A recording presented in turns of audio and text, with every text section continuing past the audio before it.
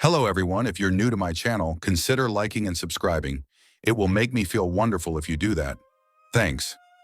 By the way, I also have another Naruto and Luffy fanfiction channel. If you are interested, link is in the description. The Return of Joyboy by TheIntrovertRin. A story in which Luffy is the child of sea. The secrets of Luffy are unveiled slowly, which gives heart attack to people. Member list. Garrick Russell, Warlord.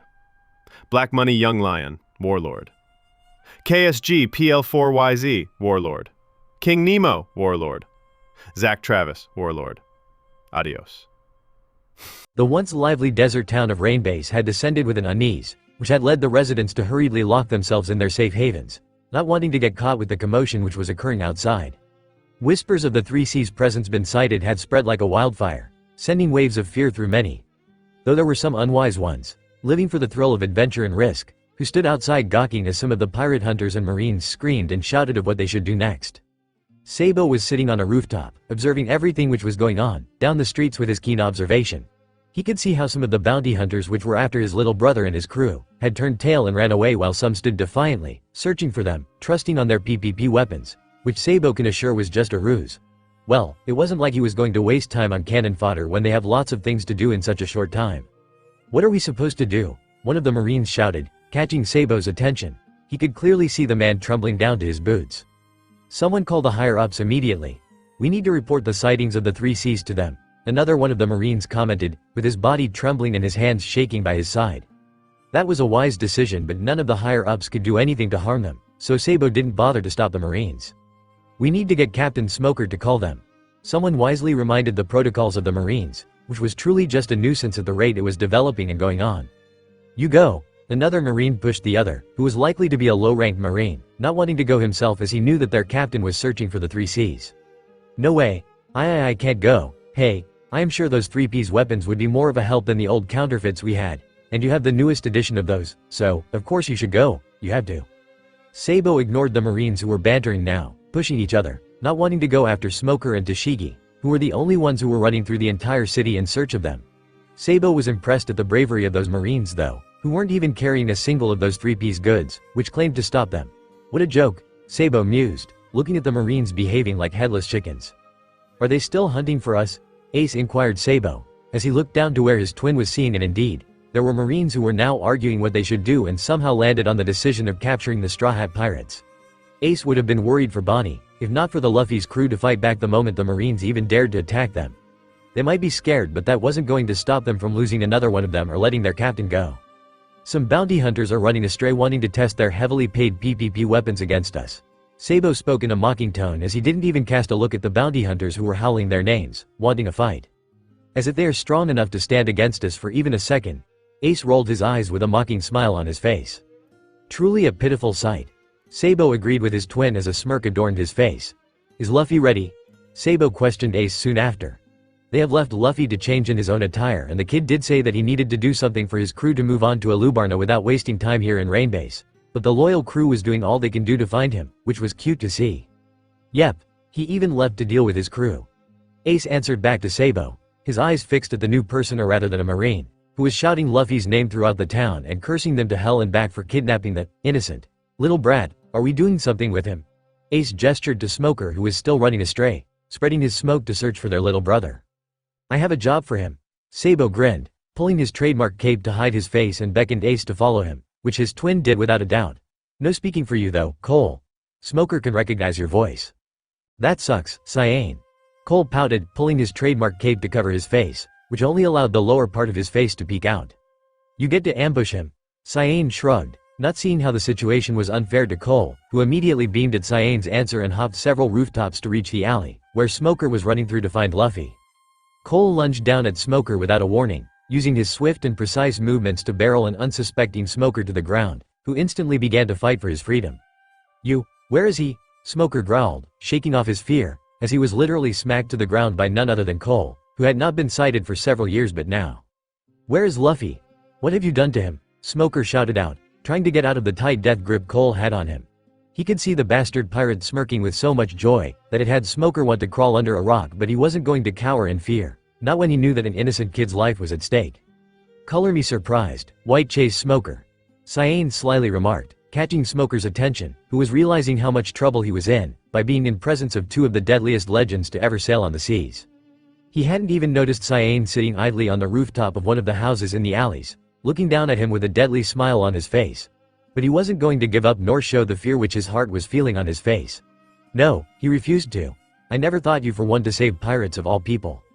Luffy is different, Smoker instantly argued, trying to change his body into smoke, but he soon found out that resistance was futile as Cole's grip only tightened on his arms and head, keeping them low enough to touch the ground. He is innocent. He hasn't done anything wrong. Give him back, Smoker shouted out, with all his strength, and glared at Cole and Cyan with all the hatred he could muster. But even that seemed to be useless before the two men, who were fucking snorting at his reply. But in reality, Cole and Cyan were impressed at Smoker's bravery and his worries for Luffy. They couldn't believe that Luffy's Luffy effect had worked even on one of the Marines who is known to not let any pirates escape his sight. But that was enough for Cyan and Cole to trust Smoker, even if it was a little. I'm impressed, Cyan. This guy's not too shabby like the other Marines. Cole spoke for the first time between his snorts, making Cyan sigh, who knew that Cole would eventually talk, especially in a condition like this. Well, it doesn't matter much. I know. Cyan smiled to his twin, ignoring Smoker, who was cursing at them to not ignore him and return Luffy back. What do you say we do? Include him in our plans, huh, Syra? Cyan questioned the team, Syra, who was chuckling with his familiar she, and had joined them just a while ago. Though behind those joyful peals of laughter, he could clearly hear the little guilt hidden behind his voice. Yay! Cyan instantly shut down Syra, whose voice could be way too recognizable to Smoker. Luckily, Syra got the memo and nodded his head enthusiastically instead of giving a verbal answer. Smoker's eyes widened as he recognized the childish voice which was let out from Syra's throat. He recognized the voice of the one who had made deals with the mysterious organization with members called by their code names. Smoker was abruptly interrupted as Cole slammed his face into the cold, hard pavement. A devilish smile glistened on Cole's lips, announcing an untold threat. Smoker could even feel the intense glares burning into his back. You are in position to even talk, Mr. Marine. Cyan spoke, his voice filled with a cold fury, which was controlled and yet felt like Cran iceberg. But follow our words.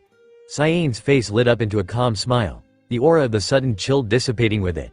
There is a bomb planted somewhere in the city of Alubarna by Crocodile. Find it and rescue the innocents. That's your job, Cyan ordered. Smoker's eyes widened in disbelief at what the SS of the Earth were ordering him to do. He couldn't believe that they were going to let him go to search for a bomb, which can be fake for all he cares about. For you to finish off Luffy at that time?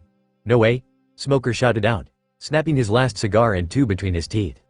Cyan and Cole were really impressed by Smoker's ability to care for Luffy even when he was given the opportunity to turn tail and leave the scenario, but only if he does the job which Sabo appointed him to. Meanwhile, Luffy, or rather, Syra the little shit, was giggling at Smoker's worries and concerns for him. He was really glad to have got people who were looking out for him, but truly, he didn't need the concern and fear with which it came. He was very well capable of protecting himself. Thank you very much. How about this? If you manage to defuse the bomb in time, which is just in 4 hours, and protect the innocents, we will leave Straw Hat Luffy unharmed in Alubarna, Cyan proposed, seeing that this was the only way for the Marine captain to get his ass moved to Alubarna and defuse the bomb while the others worked on apprehending their opponents. Smoker gritted his teeth, not knowing if the three C's will keep the end of their deal, but he didn't have any choice. C's. He couldn't even fight Cole, who didn't even use his rumored devil fruit on him. He was weak to even challenge the three C's in a fight. That's why he didn't get any options. The weak never get choices. You better keep the end of your deal, Smoker grunted, feeling the weight of Cole leave his body. We will, Cyan and Cole spoke in unison, before vanishing with Syra from Smoker's sight completely and leaving him shocked, frustrated and angry. Just a few minutes ago, Luffy, who had changed into his trademark red cape, was dashing through the streets to find his crew, whom he could feel even from far away. He didn't like the way he was worrying and frightening them. He had wanted to play Syra and the three C's with his brothers after his crew had left for Alubarna, but Sabo had said it was important to throw people off trails from identifying his real identity as Syra and Straw Hat Luffy at the same time. He even said that it was a good way for the rebel army, Royal Army and the Baroque Works to mildly stop at their plans in fear of them being in the country. Sabo is smart, that's why Luffy didn't question his decision and agreed with the plan. But now that he was approaching his crew and clearly saw how Zoro and Sanji were totally worried for him, and Chopper, Nami and Usopp having tears in their eyes, Luffy was having second thoughts. He could even see Vivi, the princess who was in dire need and time to save her country, trying to console his friends. It was really making Luffy feel sad, but he wasn't going to let that stop the mission he was onto. You there, you are Syra, right? Zoro growled out, his sharp eyes instantly landing onto Syra's being as he stood solemnly at his swordsman's sight. Give back Luffy. Give him back this instant. Sanji joined Zoro, both of them dashing towards Luffy at a really good speed. He has done nothing to you guys, give him back or Captain Usopp will crush you. Even Usopp was standing bravely despite his teary eyes and slightly shaky legs, raising his slingshot and ready to attack Syra, who couldn't help but let a smile grace on his lips, seeing the love and protection which the crew was showering onto him. His eyes swept at Nami, who had her new weapon in her hands, Chopper ready in his monster form to attack him, and Vivi with a determined look in her eyes, ready to face anything. His eyes met that of Bonnie's, who instantly beamed back at him, subtly pointing at the groaning marines at the ground, which was indeed the handiwork of his own crew. Luffy couldn't help but feel proud, but he needed to leave, and so does his crew now. Giving one last glance at his crew, Luffy threw the letter which Sabo had written at haste to Zoro's face and dashed off to where his brothers were confronting Smoker. Be safe and kick asses. Luffy prayed for his crew, wanting them to fight their own battles and get out of it alive. He was not worried, as he had been training them with haki since they entered the Grand Line, but it would be the first time Luffy would completely leave his crew behind to deal with the things on their own, while he deals with Crocodile. Where the hell do you think you are going? Zoro shouted out angrily, not having time to even nurse the bump on his forehead caused due to a mere paper of all things. He just wanted to run after Syra, to find his captain, who was definitely with them. Damn it, not again, Sanji cursed, snapping his cigarette in frustration. It was the 5th cigarette from the morning which fell lifelessly on the sandy grounds. Hey, there's something written on it. Bonnie made sure to instantly grab the piece of paper which Luffy had thrown, and which the Straw Hats were dumb enough to not even read. Well, she couldn't blame them, seeing it was Luffy of all people who was kidnapped according to them. What? Sanji instantly questioned, turning to Bonnie and peeking over her shoulders to look at what the letter entailed. Was it a challenge to get their captain back? Or was it something else? Sanji's eyes widened at what he was reading. Damn it! Damn it! Damn it! Sanji cursed out loud, his eyes tearing to go to Vivi, who was trembling like a leaf in rage and confusion and so much shock. My father! Vivi let out in a trembling voice. The port city? The rebel army? Everything started at midnight. When I was sleeping? Vivi cried out, drops of tears falling from her eyes to the ground, which instantly soaked it in. Sanji had known about the situation, the same as Zoro, after being told by Sabo, but Luffy's brother had not told them that they would require 8 fucking hours to reach Alubarna to stop the war. Even if they head out now, they would only reach when the war was over and the kingdom was destroyed. We need to hurry to Alubarna. Bonnie spoke, becoming the voice of reason in the situation which the Straw Hat Pirates found themselves in. But what about Luffy? The Straw Hat Pirates questioned at once, not wanting to leave their captain on his own against the 3 Seas, who were way too strong for the team to even handle. What about him? Bonnie asked innocently, with a tilt to her head. The 3 Seas have never let any pirate go except the Spades and Whitebeards. Nami trailed off, as realization crashed on her. Ace. Fire Fist Ace, Luffy's big brother, the captain of the Spade Pirates, who had once allied with the 3 Seas to go toe-to-toe with the Whitebeard Pirates, meaning that he has connections with the 3 Seas. Where are Ace and Sabo? Nami questioned Bonnie, who began whistling and avoided looking at her. You know something? Sanji addressed Bonnie, looking at her with curious expression, wanting to just know if Luffy was truly safe or not, as they were beginning to speculate. You aren't worried? Sanji pointed out, observing Bonnie to get any clues. He could swear from the interaction between the siblings that Bonnie loved Luffy the most. But wasn't it too strange for Ace and Sabo to disappear in a situation like this and Bonnie to not even panic? The letter does say that Luffy and me will be fine if we deal with the situation in Alubarna. Bonnie shrugged, not wanting to look at the concerned eyes of her big brother's crew. You owe me for this. Looney, Bonnie pouted mentally. She was sad that her brothers left her behind, but she wasn't worried sick like the other Straw Hats, which was not missed by anyone. Moreover, I know that they would lead Luffy and me to Crocodile to deal with, since they and Ace are friends. That sentence was enough to make the Straw Hats relax and let hearts. How does Ace even know the 3 Seas in the first place? Usopp groaned, wanting to know about the story, to distract the residual worries in his heart. But unfortunately, Bonnie didn't have any more lies in her arsenal and chose to wisely stay silent and ignorant to the question. Let's go, Zoro said calmly, moving to the direction where they came from. We need to stop the war and trust Luffy to deal with the 3 Seas and defeat Crocodile. Despite the words, Zoro couldn't help but feel bitter and weak. He couldn't protect his captain. He was weak. That's why the only thing he could do right now was lead the crew on behalf of Luffy, as he had told him, and guide them to Alubarna to stop the war. He only prayed to the seas to return Luffy, the teen god who wasn't yet ready. He only wished that the 3 Seas would keep their end of the deal. Not that way. Bonnie groaned, correcting the direction of the swordsman, who didn't even grumble at that and began moving, leading the entire crew to walk behind him. Luffy is a monster. So, he has to be okay. Usopp tried to lift the somber mood as the crew headed out of the town. Yeah, Luffy's the strongest, Chopper agreed with Usopp, sniffling and wiping the tears from his eyes.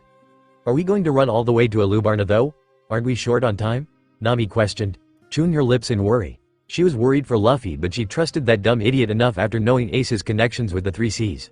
But that left the concern of reaching on time to stop the war. Where is Eyelashes and Purple?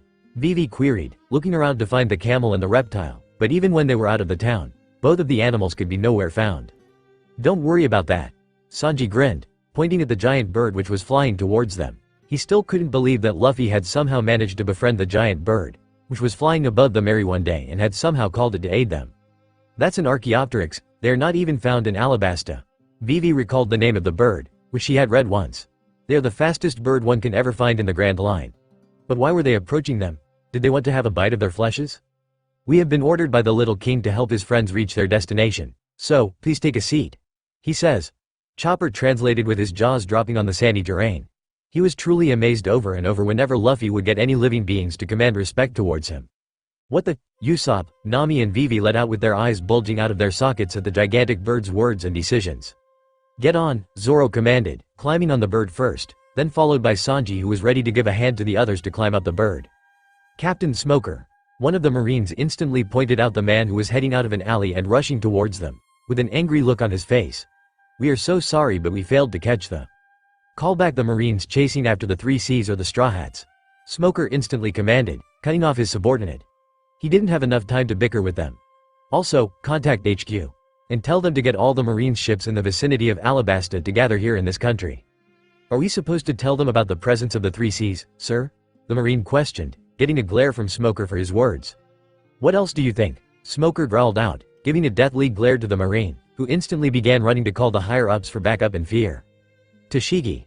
Smoker called out for the woman, who instantly saluted him and stood by his side. You're to head out to the sea to get the higher-ups and other Marines to surround the perimeter of this island. Smoker commanded. He would have loved to send Tashigi on behalf of him, to judge for herself what's wrong and right and follow her own sense of justice, but he ain't got any time for that. Knowing what the Three Seas had told him through their words and letter, he could tell that the culprit behind the civil war in Alabasta was Crocodile. But he still wasn't sure why the Three Seas, one of the most evil pirates on earth, would ever help a kingdom and want to stop the war. Wouldn't they have rejoiced as the kingdom fell and one of the pirates with whom they might have made a deal won? You want me to help them? Tashigi questioned, trailing behind Smoker, not getting why she was getting chosen for the job when it would be Smoker who would always do it. What am I supposed to do? Tell them to stop the Three Seas. Tashigi didn't want their troops to fall like the many who have fallen in the hands of those SS. Or am I to stop the Straw Hats? That would make sense, but knowing that the crew had already left the town and headed to who knows where was embarrassing. I'll leave that to you. Smoker spoke, starting his bike. I have another business in Alubarna and you have to decide on your own what the right thing to do is. Smoker commanded, throwing the letter which the Three Seas gave him to Tashigi to read. Tashigi's eyes widened at the information which was scribbled down in the letter. Just what on earth is going on, Captain? Tashigi questioned, not getting what was truly even going on. The uprising, the Three Seas, and lastly Crocodile behind it all. Who gave you this information? The Three Seas. But why would they? Tashigi instantly asked Smoker, but the smoke fruit user had no answer to that. Meanwhile, on top of the tallest building, which was the Rain Diners, in the Rainbase, the three brothers, Ace, Sabo and Luffy, were having their morning breakfast, while watching the chaos which was slowly starting to cease. They would have preferred to finish Crocodile and not stuff their faces, but they were too hungry to be bothered to fight right now. They needed energy after all, for the day. My crew left for Alubarna finally. Luffy grinned, hearing the message which the winds relayed to him about his crew finally getting on the birdie whom he had requested help from. He was lucky to find him in the first place in the morning. Smoker also headed out for Alubarna. Sabo announced, watching as Smoker sped his bike and went towards the city of Alubarna all alone. He just hoped that the trust they put on Smoker wouldn't be wasted on. All that's left is to kick Crocodile's ass. Ace smirked, stuffing bacon in his mouth. He was really hungry since the morning. Hey, Croc's mine to fight. Luffy pouted, stealing a large piece of meat from Sabo's plate, only for his hands to get attacked by a deathly fork and swatted away. I know, little brother. Ace ruffled Luffy's hair, but there really wasn't anything for him and Sabo to do if Luffy wants to hog Croc all for himself. Anyways, if they did join in that fight, then it would be overkill. So, nope. He was fine in standing at the sidelines and helping. All that was required was to inform his crew where he was and with whom. He was sure they would find him in Alubarna at the end of this mission. Puru, who is calling now? Luffy asked, looking curiously at the snail in Sabo's hands. Must be Kuma-san. Sabo replied back, picking up the call. Click, how's the situation there? Kuma questioned immediately once they picked up the call. He was certain something had happened to make the rebel army antsy. He could see how the few Baroque Works agents were constantly alarmed. Me, Ace and Sabo scared the shit out of everyone. Luffy giggled happily, as he got hold of the snail, whose expressions instantly softened. I take it as the reason why the rebel army are uneasy. Kuma mused, thinking how the bounty hunters and Crocodile would have began running the instant they heard or saw the three Cs, whom they were expecting to come. Yosh, Luffy proclaimed happily. Have you defeated him yet? Kuma asked, wanting to know if Crocodile was done for or not. It was already getting close to 6 in the morning and dealing with Crocodile as soon as possible was required. Not yet. Sabo answered with a sigh. We planned to head stomachs. Sabo gave a look to his brothers who were still eating, but it was okay. Crocodile can hide or run all he wants, but in the end they will catch him and Luffy will teach him a life's worth of lessons to not mess with his friends. Still in Rainbase then? Kuma asked, nodding his head understandably when the snail answered with an affirmative. I take Bonnie as with the crew? Again an affirmative. What's the situation on your side, Kuma-san? Ace questioned, with his mouth full of meat and other mush. He was trying to eat fast and talk at the same time, which was disgusting, but did any of them care? Nope. The rebels didn't listen to me and hence are moving towards Alubarna for a clash. Kuma sighed, remembering how Kuza refused to even hear him after he told the truth. On top of that, the Baroque Works lower agents have infiltrated the rebel army as well as the royal army. We have been weeding them out from the rebels but haven't got enough chances with the royals yet. Kuma answered with a sad smile on his face. He didn't like it when innocent people would fight and the one behind it all would laugh at their misery. So, hurry and bring the culprit to the capital. That can only stop the war now. Alright, Kuma-san. You can leave that to us, Sabo assured, looking at his brothers who were done and ready to head out. Let's head out, Luffy grinned, his infamous D-grin brightening up the mood. The sky, which appeared to be in hues of orange, pink, red and blue, announcing the dawn in the desert city of Rainbase, was casting shadows with the dark, murky clouds which had somehow gathered over the land of Alabasta, announcing the telltale signs of rain, which everyone begged for. The thunders were cackling here and there, with the winds howling throughout the city, as if they were angry and out for blood. The abrupt change in the weather wasn't just that simple or a blessing considered by many, but it was a sign of an impending chaos waiting to be unleashed on a sinful person. With the cackle of the thunder in the far above sky, the three Cs landed in front of the rain diners, startling the guards who were appointed to guard the area and check for any passerby's identity and bags before letting them in. But the figures standing before them, identified with their billowing capes fluttering elegantly yet dangerously in the gusts of winds, and the elaborately extravagant jewels which dangled from their necks, was enough to freeze the guards and not want to move a single step. The aura which the three Cs were radiating was so breathtaking yet life-snatching that the guards felt that their lives would be taken the instant they even tried to take a breath. Cole, Cyan and Syra ignored the weak guards, who were practically pissing in their pants, and headed to the entrance of the rain dinners, which was blown wide open with a thunderous crash, garnering the attention of everyone present there. The casino patrons screamed and scattered, running for cover, knowing full well what could happen if they got caught in a fight between the three Cs and anyone. Even the guards took this as an opportunity and scrambled away in fear, prioritizing their lives before their jobs. A maniac giggle could be heard, taunting the patrons and the managers of the casino, who were trembling in fear and doing their best to escape the situation.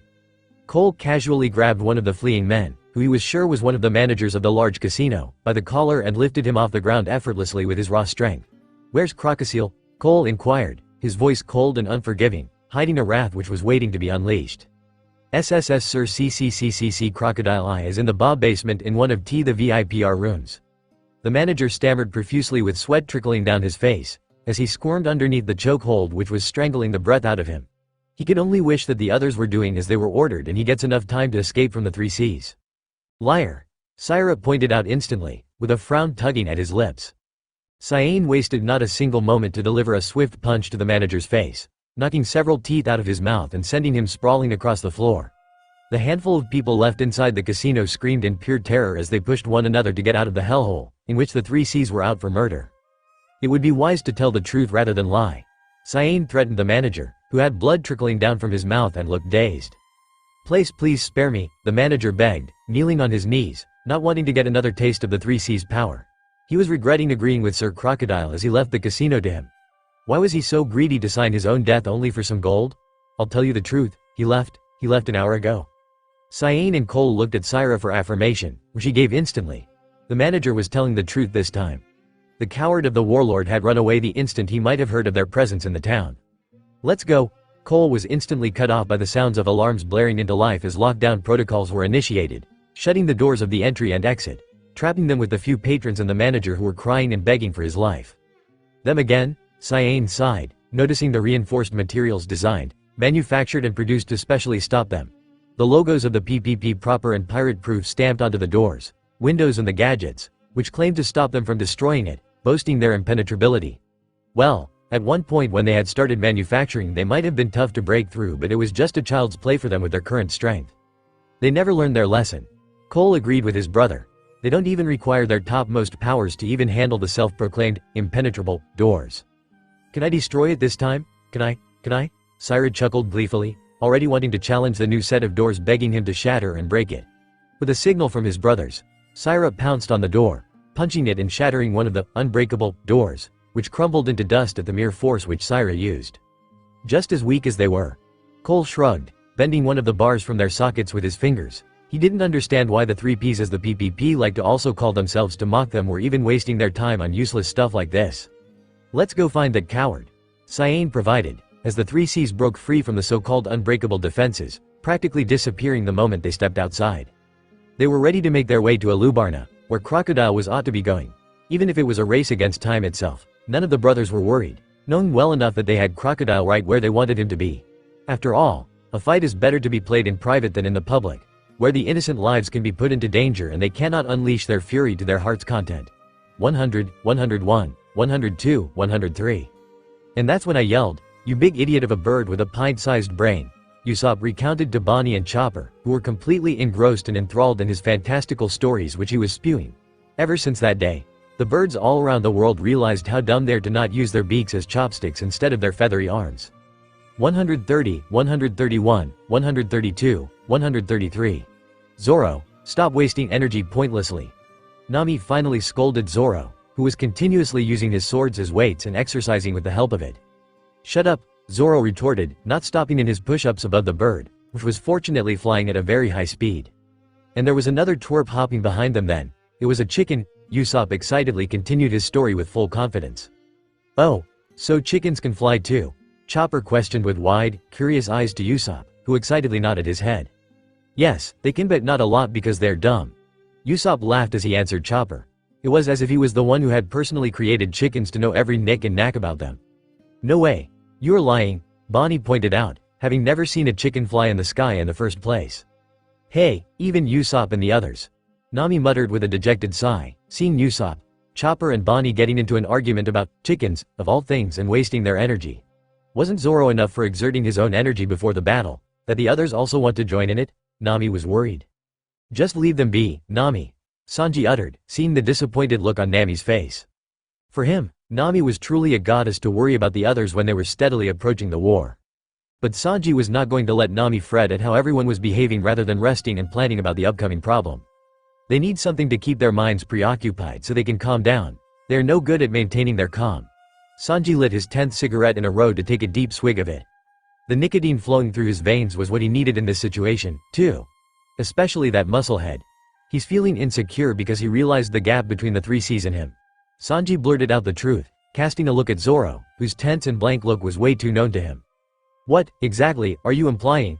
Zoro threw a deadly glare at Sanji with his narrowed eyes. He hated where Sanji was going with, talking about him as if he knew each and everything about Zoro, which Sanji didn't. That idiot cook didn't know how he was feeling to have Luffy taken away by the 3Cs when he didn't know how long Luffy could be with them in the first place.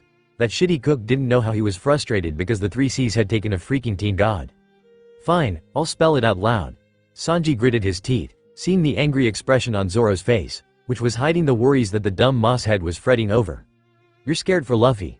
You're scared not knowing if the 3Cs will truly let him go or not.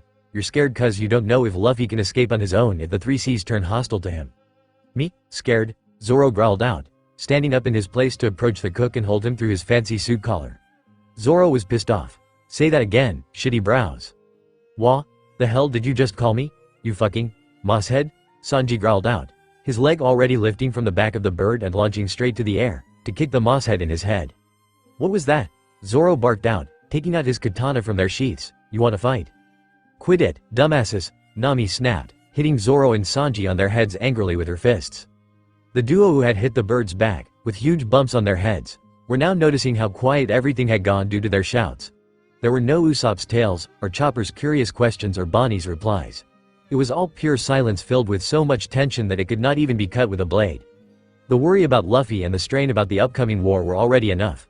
Nami didn't really want any more chaos to be added on top of it all. "It'll be fine, guys. Luffy will be okay." Vivi spoke, but the tremble in her voice was enough to give away Vivi's worries even if one didn't look at her shaking petite figure. "After all he promised us. He promised he would meet up with us at Alubarna. Aren't you the one worried the most?" Usopp pointed out the obvious to the shaking and sweating princess, who clenched her fists helplessly. "Luffy Nee will be fine." Bonnie repeated the phrase for the umpteenth time. She didn't like how it was getting all gloomy and sad. Luffy Nee is there with them and he'll never leave. He had promised her. Nika doesn't break promises. Daddy assured her that, so, what if Luffy Nee went out to have some fun? He was coming back. Nee-chan is stronger than anyone. Nee-chan won't lose to some dumb crocodile? That's right. Luffy is strong. Nami repeated the words but she didn't know whom she was assuring. Was it to the crew or herself? You just stick to worrying about the rebellion, not Luffy or us. Nami lightly bonked the princess's head with her fists to get her words through the thick-headed princess's brain. Sorry for making you worry needlessly, Vivi-chan. Sanji apologized, chewing the butt of his cigarette. He didn't like how he was one of the people to make the tension well up and worry the girls.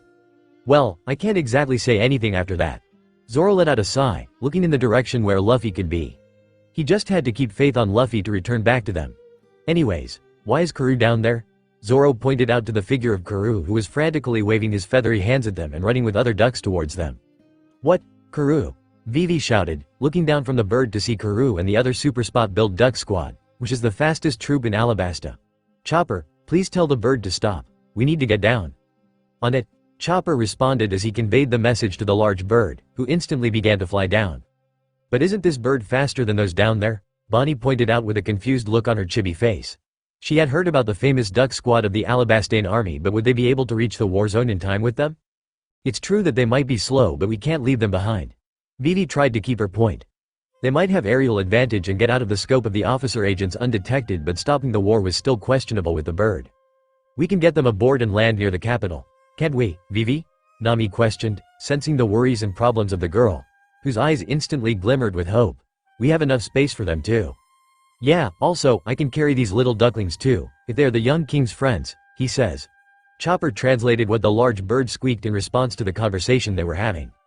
Time left for the war to begin. 1 hour, the Desert King, Crocodile, one of the 7 warlords of the sea who was feared across the Grand Line, was certain that he had never felt the rush of panic, which he was feeling currently, ever in his life. Even when he was utterly destroyed and crushed by one of the 4 Yonkos of the sea, Whitebeard, he had never felt his heartbeat surging rapidly with fear. It was a completely new feeling of panic which the warlord was not accustomed to and hated how it was making him queasy just at the thought of the 3 Cs who were truly present in Alabasta, in the base of his operations Rainbase. It was supposed to be just a prank played by Straw Hat Luffy. So how did they get here? Crocodile questioned himself, cursing Mr. 2 for faking the information. There was a chance that the 3 Cs were present in the island because Straw Hat impersonated to be one of them and had incurred the wrath of the 3 Cs who destroys and kills the ones who dares to do such acts. Be fool anymore to keep his conscience and common sense in a lock, just to have some pleasant mornings and sweet nights. No, he wasn't that much of an idiot to ignore the feeling in his heart which cursed at him while saying that the 3 Cs would definitely come after him too.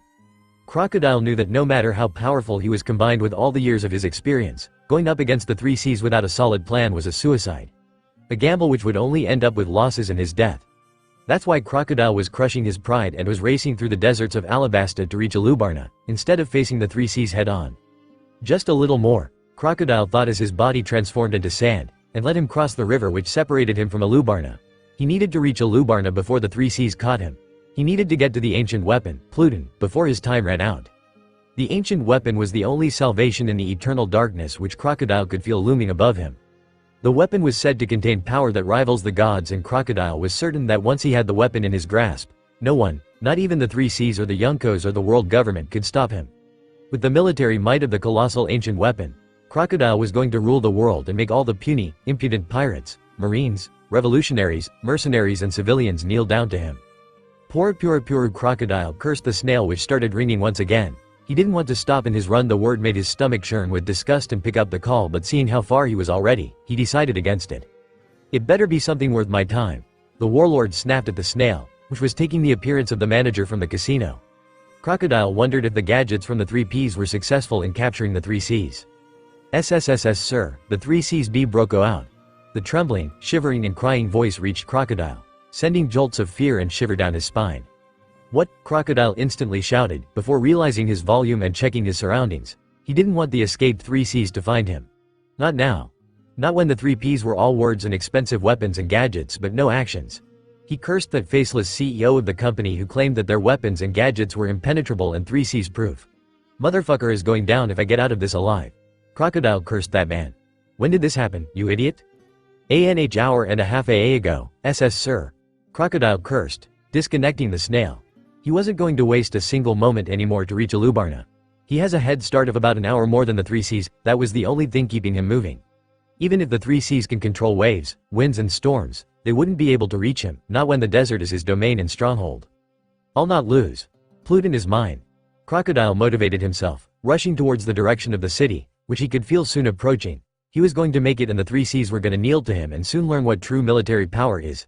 Soon, the victory would be his to claim and he would be the one laughing while sitting on a golden throne.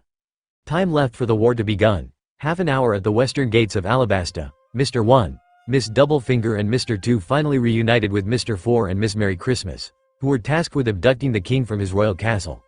The officer agents would have rejoiced at their achievements if not for the looming doom which was evidently reaching them. "What?" The 3Cs were there in Nanohana. Miss Merry Christmas shouted out, her words coming out as a jumble of words but clearly understandable by her peers who had an expression of fear on their faces at the name of the most infamous and notorious group, the 3Cs. The plan was almost doomed due to their presence. Miss Doublefinger replied, as she hugged herself. She would never want to face the constant fear which she was feeling, checking the back of the carriage and the front repeatedly, for any signs of pursuers or rather the 3Cs themselves. She couldn't even take a blink of sleep until one of their subordinates called to confirm the presence of the 3Cs in Rainbase.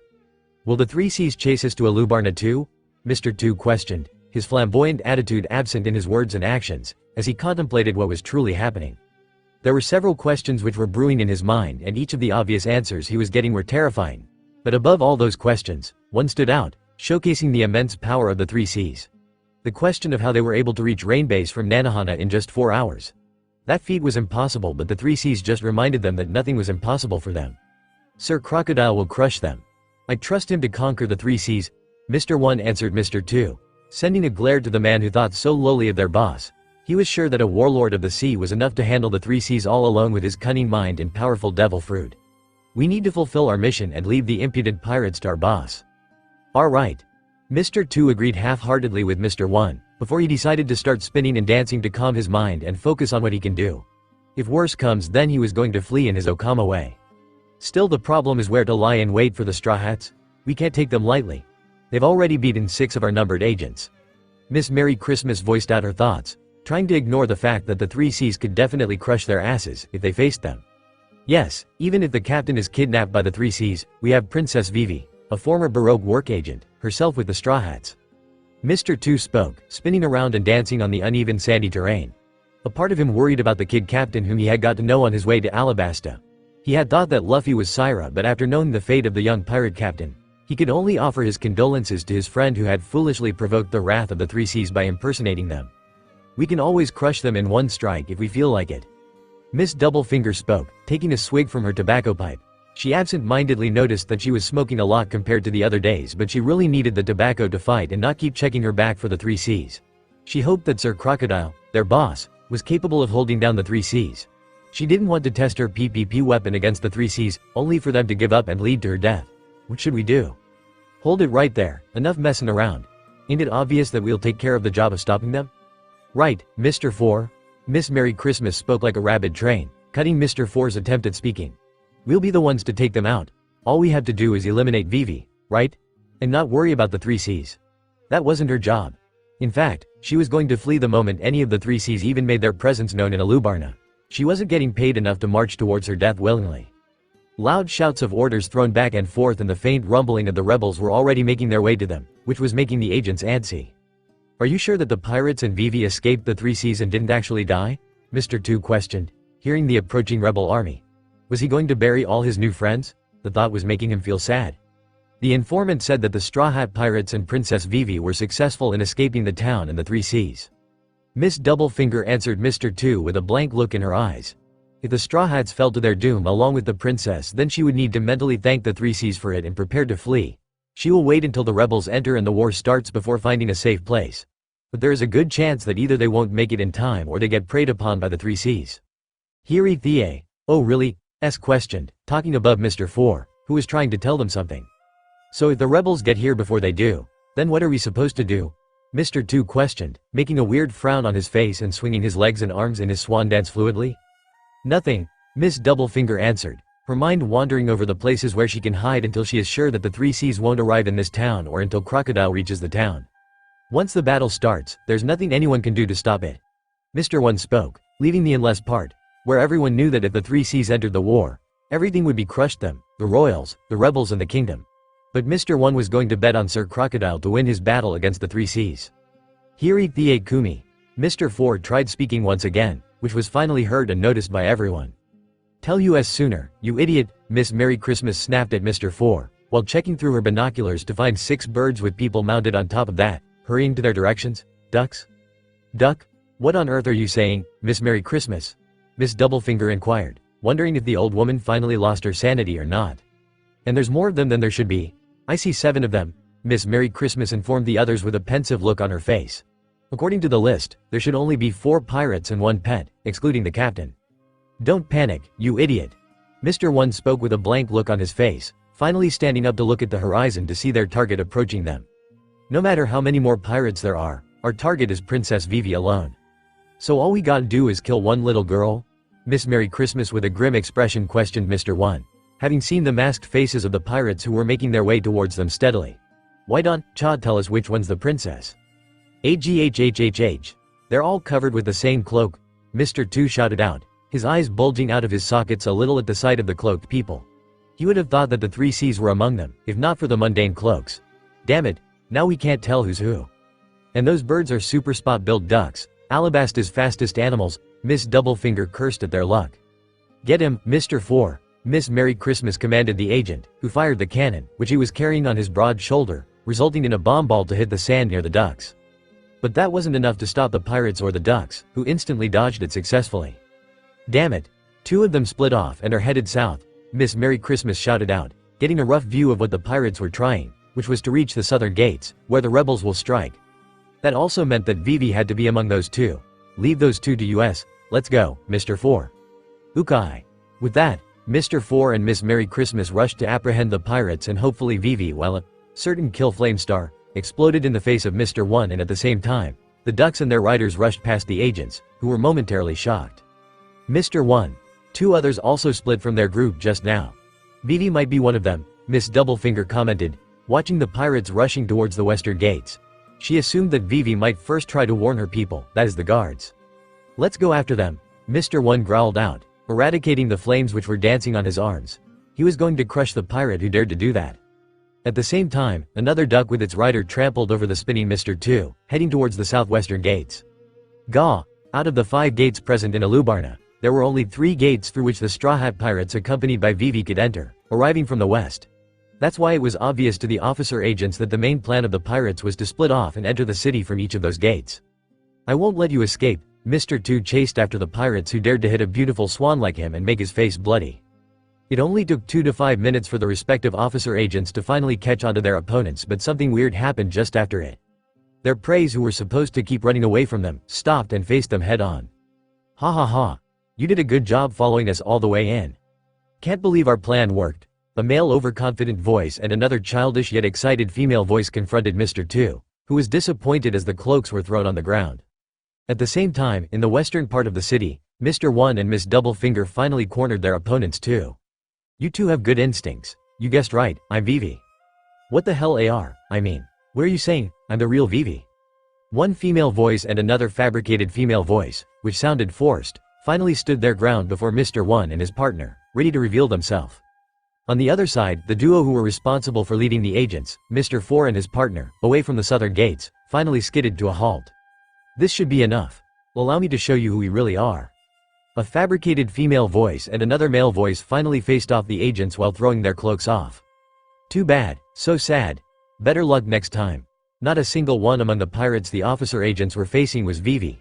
It hurt their pride, but what hurt more was the smirking, teasing, frowning, and laughing faces of their opponents who stood before them without cowering in fear. They were ready to face them as if their captain wasn't missing or rather dead, or they were just facing little kids instead of the top, powerful numbered agents of the Baroque Works. Far away from the grasps of the officer agents, Vivi finally reached her destination, determined to go through anything to stop the rebels. "You don't need to stay here, Karoo," Vivi softly commented to the shivering and shaking friend of hers, who stood beside her in the outskirts of the southern gates of Alubarna, to stop the rebel army. She wasn't going to blame if Karoo decided to leave or got scared at the sounds of roars and shouts, or the vibrating ground beneath their feet which was being caused due to the massive army of rebels who were approaching them. Her own fear was bubbling in her heart, but as the princess of the kingdom she couldn't afford to give in to it, at least not now. Q quack, quack, quack, Karoo determinedly quacked, refusing to leave Vivi's side, even if he was scared of what would happen. Vivi smiled at her friend, ruffling his feathers softly and grounding her to reality. The roars of the rebel army were scaring her too. The horses who were kicking the sand so furiously that it was forming a thick, swirling wall of sand between them, leading to no clear visibility, felt like a tantalizing storm to her. This is it, Vivi thought, balling her fists, trying to control her skyrocketing pulse. Every moment which she had waited for was before her. Every help and opportunity which her friends gave her to stop the war was resting on her shoulders. She had to do it. She has to stop the rebels and the royals from clashing with each other. She has to do it for Alabasta. For her people, for Kuza. Stick together, men. We'll break through the southern gates. Once we're in the city grounds, the other gates will fall easily. Vivi recognized the voice of the man who was shouting out orders. It was Kuza, her leader. "Leader, please, listen to what I have to say." Vivi begged the man mentally, as she took a deep breath and shouted out what she needed to say. "Stop. I said stop, rebels, we've all been set up." Vivi shouted out as loud as she could, but it was in vain. Her voice was completely getting swallowed by the chaos which was unfolding before her. The orders from the royal army behind her, the orders and responses of the rebel army before her were mixing into a mess and stopping her voice to reach the rebels. "Had I had to say, please?" Vivi begged, only for her voice to be cut off by the loud sound of cannon fire which struck the sandy grounds between her and the rebels. "Hey, wasn't there a person over there just now?" Kuza questioned the man beside him. He was sure that he had heard a faint shouting sound coming from a bit far. "A person? Are you out of your mind? More importantly, watch out for the cannons, they've begun shooting at us." The man beside Kuza replied, kicking his horse to keep pace with the rebel army leader. No, this can't be. The rebels can't see us with all this smoke." Vivi panicked. Sweat trickling down her forehead, seeing the whirling sand blurring everything in its path. She couldn't understand why would the royal army ever strike first when they were supposed to be on defense or when the rebels have yet not breached the city. Meanwhile, Chaka was furious at the man who claimed that his hand accidentally slipped to fire the cannon in panic. They were supposed to be on defense, not on offense, until the rebels attacked them. Were his orders that hard to understand? "Charge! Do not fall back!" the rebels shouted out loud, tearing through the sand and straight ahead. "No, stop, everyone, please stop!" Vivi was shouting with wide eyes and all her strength to the approaching rebel army, whom she couldn't even see anymore due to the sand but could only hear the trotting of the horses and the orders that were being thrown. Beside her, Karoo was also quacking with fear and urgency, not wanting to get trampled by the horses. "Fight for our country. Do not forgive the king." Vivi recognized the voice of the man who swiftly passed by her in the maze of smoke. "Lead!" Vivi shouted out, reaching out to the man with all her might, but she was only met with a foreleg of a horse to her back, which threw her to the sandy grounds to be trampled on by the other horses and their riders, only to feel a sudden, strong grip around her waist, which lifted her off the grounds. "Got you!" a voice murmured from behind her, holding her tight with one hand as the other was busy reining in the horse. Vivi blinked the tears away from her eyes to see the person who rescued her from getting trampled and crushed on. The person was clad in a gray cloak, which was obscuring their face, but yet she could see the assuring light smile which formed on the man's face. "You are safe, princess. Both you and your friend," the man informed Vivi, pointing her to look at the other person who was behind him, holding Karoo with a tight grip to not drop him in the chaos. Who are you?" Vivi asked, her voice scratchy from all the shouting and inhaling all the sandy smoke. The man kept quiet for a while, as if he was contemplating what to say. "We are here to stop this war." The man whispered calmly to Vivi, who realized that the man could not be one of the rebels, but that begged the question, who were these, "we," and why they were marching towards the capital. "Our chief in staff have asked us to make sure that you survive. We need you if we're going to stop this war, princess." "The revolutionary army?" Vivi questioned with wide eyes, finally realizing who the one holding her was and why they rescued her. But that realization was quickly shoved at the back of her mind, giving way to the current situation in which she was. "I have to stop the rebels. I have to stop Kuza before it's too late," she gasped, her voice giving away her desperation. Even if she had already failed once, she wasn't going to give up. "If there's anything I learned while on that ship, then it's the foolishness of giving up. I won't give up even if I fail 100 times. You will, Princess Vivi. Leave the Okama to me, Bonnie-chan, Sanji muttered, his eyes following every move of the Okama, as he took another drag from his cigarette. He really needs all the nicotine he could have for the fight. What? Do you want to hog all the fun for you? Bonnie questioned, her pink hair flicking as she shot Sanji an incredulous way. There was no way she was going to sit down in a fight. No way, I am fighting this one. Bonnie asserted, crossing her arms defiantly and glaring at the blonde cook. Sanji exhaled the smoke from his mouth, feeling the calmness of the nicotine rush into his system. He could see Mr. 2, whose face was twisting into confusion and rage, but in all honesty, Sanji could care less. Oi, how dare you two ignore me like this? Mr. 2 was shouting, his arms flailing dramatically. Bon Curry didn't like how he had been fooled. He had thought for sure that he had chased after the loony princess, but somehow it turned out that even his luck decided to say goodbye to him right now. I am an officer agent of Baroque Works. You should be groveling in fear before me. Mr. 2 struck one of his signature poses, though it had lost much of its flair in midst of his frustration. Sanji lit another cigarette and took a puff from it, ignoring Mr. 2's antics entirely as if the Okama didn't exist. I am serious, Bonnie-chan. You should not dirty your hands against this guy. What, do you think I'm a kid, powerless? Bonnie retorted angrily, her purple eyes glaring holes in Sanji. She knew that she was weaker than her brothers and maybe even the cook before her, but with her fruit powers she has a chance to win. She can definitely win if she de-aged her opponent, turning him to old or like a baby. I can fight, you cook. Oi, US wineheads, Mr. 2 growled, getting enraged each time he had to repeat himself, only to get ignored. I'm still here, he shouted, not liking how the duo continued to bicker. One was definitely bickering while the other was being all protective to the lady. It was as if he didn't even exist. Like I don't even exist? Mr. 2 repeated in his head, before quickly glancing around, his eyes darting towards the terrain in the city, where Princess Vivi could be. I can complete the mission and escape before the 3 Cs even arrive. The thought finally made its home in his mind, as he frantically realized that he was wasting his precious time. If Crocodile couldn't handle the 3 Cs, which he truly doubted if he could, then the 3 Cs will probably come after him. No way, he was going to be dead without meeting him. That's why, Mr. 2 slowly started inching backwards, hoping to slip away unnoticed. But just as began tracing his steps back, he was noticed. You are not going anywhere, you Okama? Sanji's sharp eyes flicked to the fleeing Okama, his leg shooting out in a blur and landing squarely against Mr. 2's back, sending him tumbling into the dirt. No way was Sanji going to let the officer agent go after Vivi. Who the hell do you even think you are? Mr. 2 questioned, his twisting into fury as he scrambled back to his feet. A rational part of his mind knew that he needed to complete the mission and flee, but he wasn't going to back down now. Sanji's lips curled into a confident smirk as he stomped on his cigarette, finally getting into the much-awaited fight. The name's Sanji. I'm the chef of the Straw Hat Pirates and you are not going after Vivi-chan. A Straw Hat? Mr. 2 repeated, his eyes narrowing at the blonde man. His mission is to stop Princess Vivi and eliminate anyone who stops him from that, which meant the chef before him was going to die. You got my attention, cook. I'll show you the power of Okama Kenpo. With a dramatic flourish and twist, Mr. 2 launched into a spinning kick aimed directly at Sanji's head. Bonnie watched in poorly hidden awe. She was amazed the moment when Sanji struck the agent at first. The speed at which he did, the strength behind the soul kick. It amazed her. But now, seeing the two clashing against each other, no, that's wrong. Bonnie was amazed and awestruck seeing Sanji meeting Mr. 2's kicks with his own, but faster and more precisely. She could swear that some of the parts of the fight she wasn't even able to follow properly. Each time Mr. 2 was trying to gain an upper hand, Sanji was countering them effortlessly, with minimal effort. You're fast but not enough. Sanji spoke, spinning around and delivering a powerful roundhouse kick, the sound of which echoed throughout the streets and sent Mr. 2 skidding back. Your kicks don't even put a dent to the hellish training which Luffy puts us through. Sanji uttered, looking at the Okama with a smirk.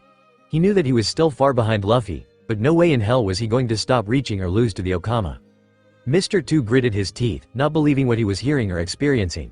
Indeed, he was getting overpowered by the blonde, but it was unbelievable to even think that the adorable kid would be the one to personally train the blonde. But if it's really true, then the recording, the voice, is Straw Hat Luffy really? See Syra? Mr. 2 shuddered at the thought, not wanting the monster to be really hiding under the disguise of an adorable kid, who he befriended. That was awesome. Bonnie slipped out from her mouth, before quickly turning away from Sanji and shutting her mouth with her hands. She was not going to admit that to the cook, but unfortunately Sanji had heard it and was gushing at the praise. Mr. 2 felt frustrated at the sight. He didn't like how they were already partying and enjoying while he was not yet defeated and was worrying about the 3 Cs. But the cook was clearly stronger than he had thought or given credit. Don't you think that you can beat me that easily? I still have a few tricks up my sleeve," Mr. 2 boasted, quickly getting up on his legs. He wasn't going to give up, not now. Before Sanji could react, Mr. 2's form shifted and in a blink of an eye, he had transformed into none other than Nami. Even if Mr. 2 wanted to transform into the kid captain. He had seen how the whole crew was overprotective on the kid, but that damned swordsman didn't let him even grace the kid's face. Unknown to Mr. 2, he just escaped with his life by an inch, as if he would have changed to Luffy, then catastrophe would have surely crushed him and ended his life. Nami-san. Mr. 2 was shocked at the gushing face of the blonde and the hearts floating in his eyes. Mr. 2 smirked, getting the weakness of the cook before him. With the form still intact, Mr. 2 delivered a swift kick to Sanji's chest, sending him instantly crashing into the wall. "You're too predictable, cook." Mr. 2 smirked. He had a hunch that the blonde was a women pleaser the moment he had laid his eyes on him, and it was merely confirmed by the way he was acting overprotective over the lady beside him and now by gushing on the orange-haired girl, whom he had transformed into. "Oh hell no." Bonnie cursed under her breath, watching Sanji cough up blood but refusing to get out of his love-struck glance at the fake Nami. She was not letting the cook get trampled on, not because he refused to lift a hand on any woman. She was not going to let the Okama beat Sanji using the dirty trick. "You won't do it," she dashed in, her hand outstretched to grab Mr. 2, with her powers flaring to life as she aimed to increase the Okama's age. But Mr. 2 was quicker than she had expected. The moment her hands grazed the Okama's flailing wrist and the aging process started, Mr. 2 twisted out of her grasp and landed a kick straight to her stomach, throwing her crashing to a nearby wall. "Bonnie-chan!" Sanji shrieked, seeing the pink-haired girl turn to her child form and cough out blood. Rage engulfed Sanji as he witnessed Bonnie stagger to get up. "What? You're a freaking kid!" Mr. 2 yelled out, but there was no remorse in his words, which further enraged Sanji. "You are gonna pay for that!" Sanji growled, his anger bubbling to the surface, as he launched himself forward, determined to finish off the Okama for hurting Bonnie-chan. Viva unshed tears as she witnessed the massacre unfolding in the town she had grown up in. The sight that greeted her when her savior led her into the heart of the chaos, to find Kuza, was more devastating than she could have ever imagined. The bloodbath occurring in the city, turned to be a battlefield, was leading doubt to creep in her mind. Could she even make it through the chaos to find the leader of the rebels? Uncertainty was clouding her thoughts, but the truth still stood firmly inside her heart and mind.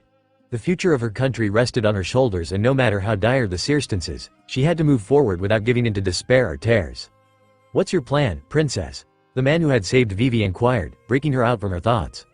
Vivi blinked away the tears, wiping them away with the back of her hand, and composed herself. "Thank you for bringing us this far, but from here, Karoo and I will manage," she replied, trying her best to not sound arrogant. The path ahead was filled with life-threatening dangers, and she didn't want to burden the revolutionaries any further. Even if she was uncertain about navigating through the chaos, she was certain that, with Karoo on her side, they could manage it and find. "My apologies, princess, but we're under strict orders to ensure your safety," the rider interjected, steering the horse through the chaos with unwavering determination and resolve. Vivi opened her mouth to protest, to assert her own intentions, when her gaze was once again drawn to the carnage unfolding before her. The tumult of battle consumed her thoughts, drowned out by the clash of steel and the deafening roars of gunfire. "Gather the wounded. Bring them in," Vivi heard several voices, shouting the same order, cutting through the chaos. Her eyes instantly landed on the sources of commands, leading her gaze to land on a small camp where both wounded and fallen soldiers were being tended to. But what shocked her most was the sight of rebels aiding to the royals and other rebels equally. Weren't the rebels out of the blood of the royals and her dad? Weren't they here to overthrow the king? "The revolutionary army has already infiltrated the rebels."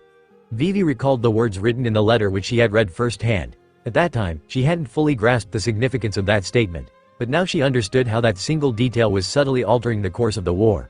She could vividly see the non-Alabastion fighters, likely the revolutionaries in disguise, bringing in the wounded and treating them. Vivi could hear their reasoning as they explained why they were treating the other side, despite their role as enemies, all to make the other rebels soften a little. They claimed to be not cruel like the king, that they wanted to distinguish themselves from the oppressive regime they were fighting against. Vivi realized the clever ruse at play, a way to sway the rebels' conscience and undermine the notion of violence for violence's sake.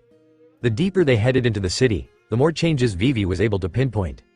Royals and rebels were locked in combat, but it wasn't a massacre anymore, which she had initially feared. The rebels were fighting, but not with the same brutality like some of the royals who were lashing out like animals, trying to provoke the rebels into mindless slaughter. But whenever a rebel was on the verge of succumbing to that trap, someone was always there to remind them of their true goal. Heck, she could even hear orders to knock opponents unconscious, not kill them, the reason being to show the king they were not as monstrous and cruel like him. "Thank you," Vivi whispered, feeling her throat tighten with emotion and her heart swelling with a mixture of slight relief yet anticipation and fear. She was grateful to the revolutionaries for aiding her country in such tough times, but it also made her realize her role in the war. She has to find Chakarpel and make them stop the war before it is too late. But now I need to go to find Chakarpel first. But, Princess Vivi, I would be honored to guide you to the palace. A familiar voice interrupted, cutting off the revolutionary before he could protest further. But the latter didn't need to worry anymore, for the leader of the mission stood with a gentle smile on his face. Kuma-san? Vivi turned to see the towering figure of Bartholomew Kuma, seemingly appearing out of nowhere. She hadn't even seen him till right now, assuming he was elsewhere in the city, overseeing other parts of the battle. I'm searching for the palace as well, to find the king.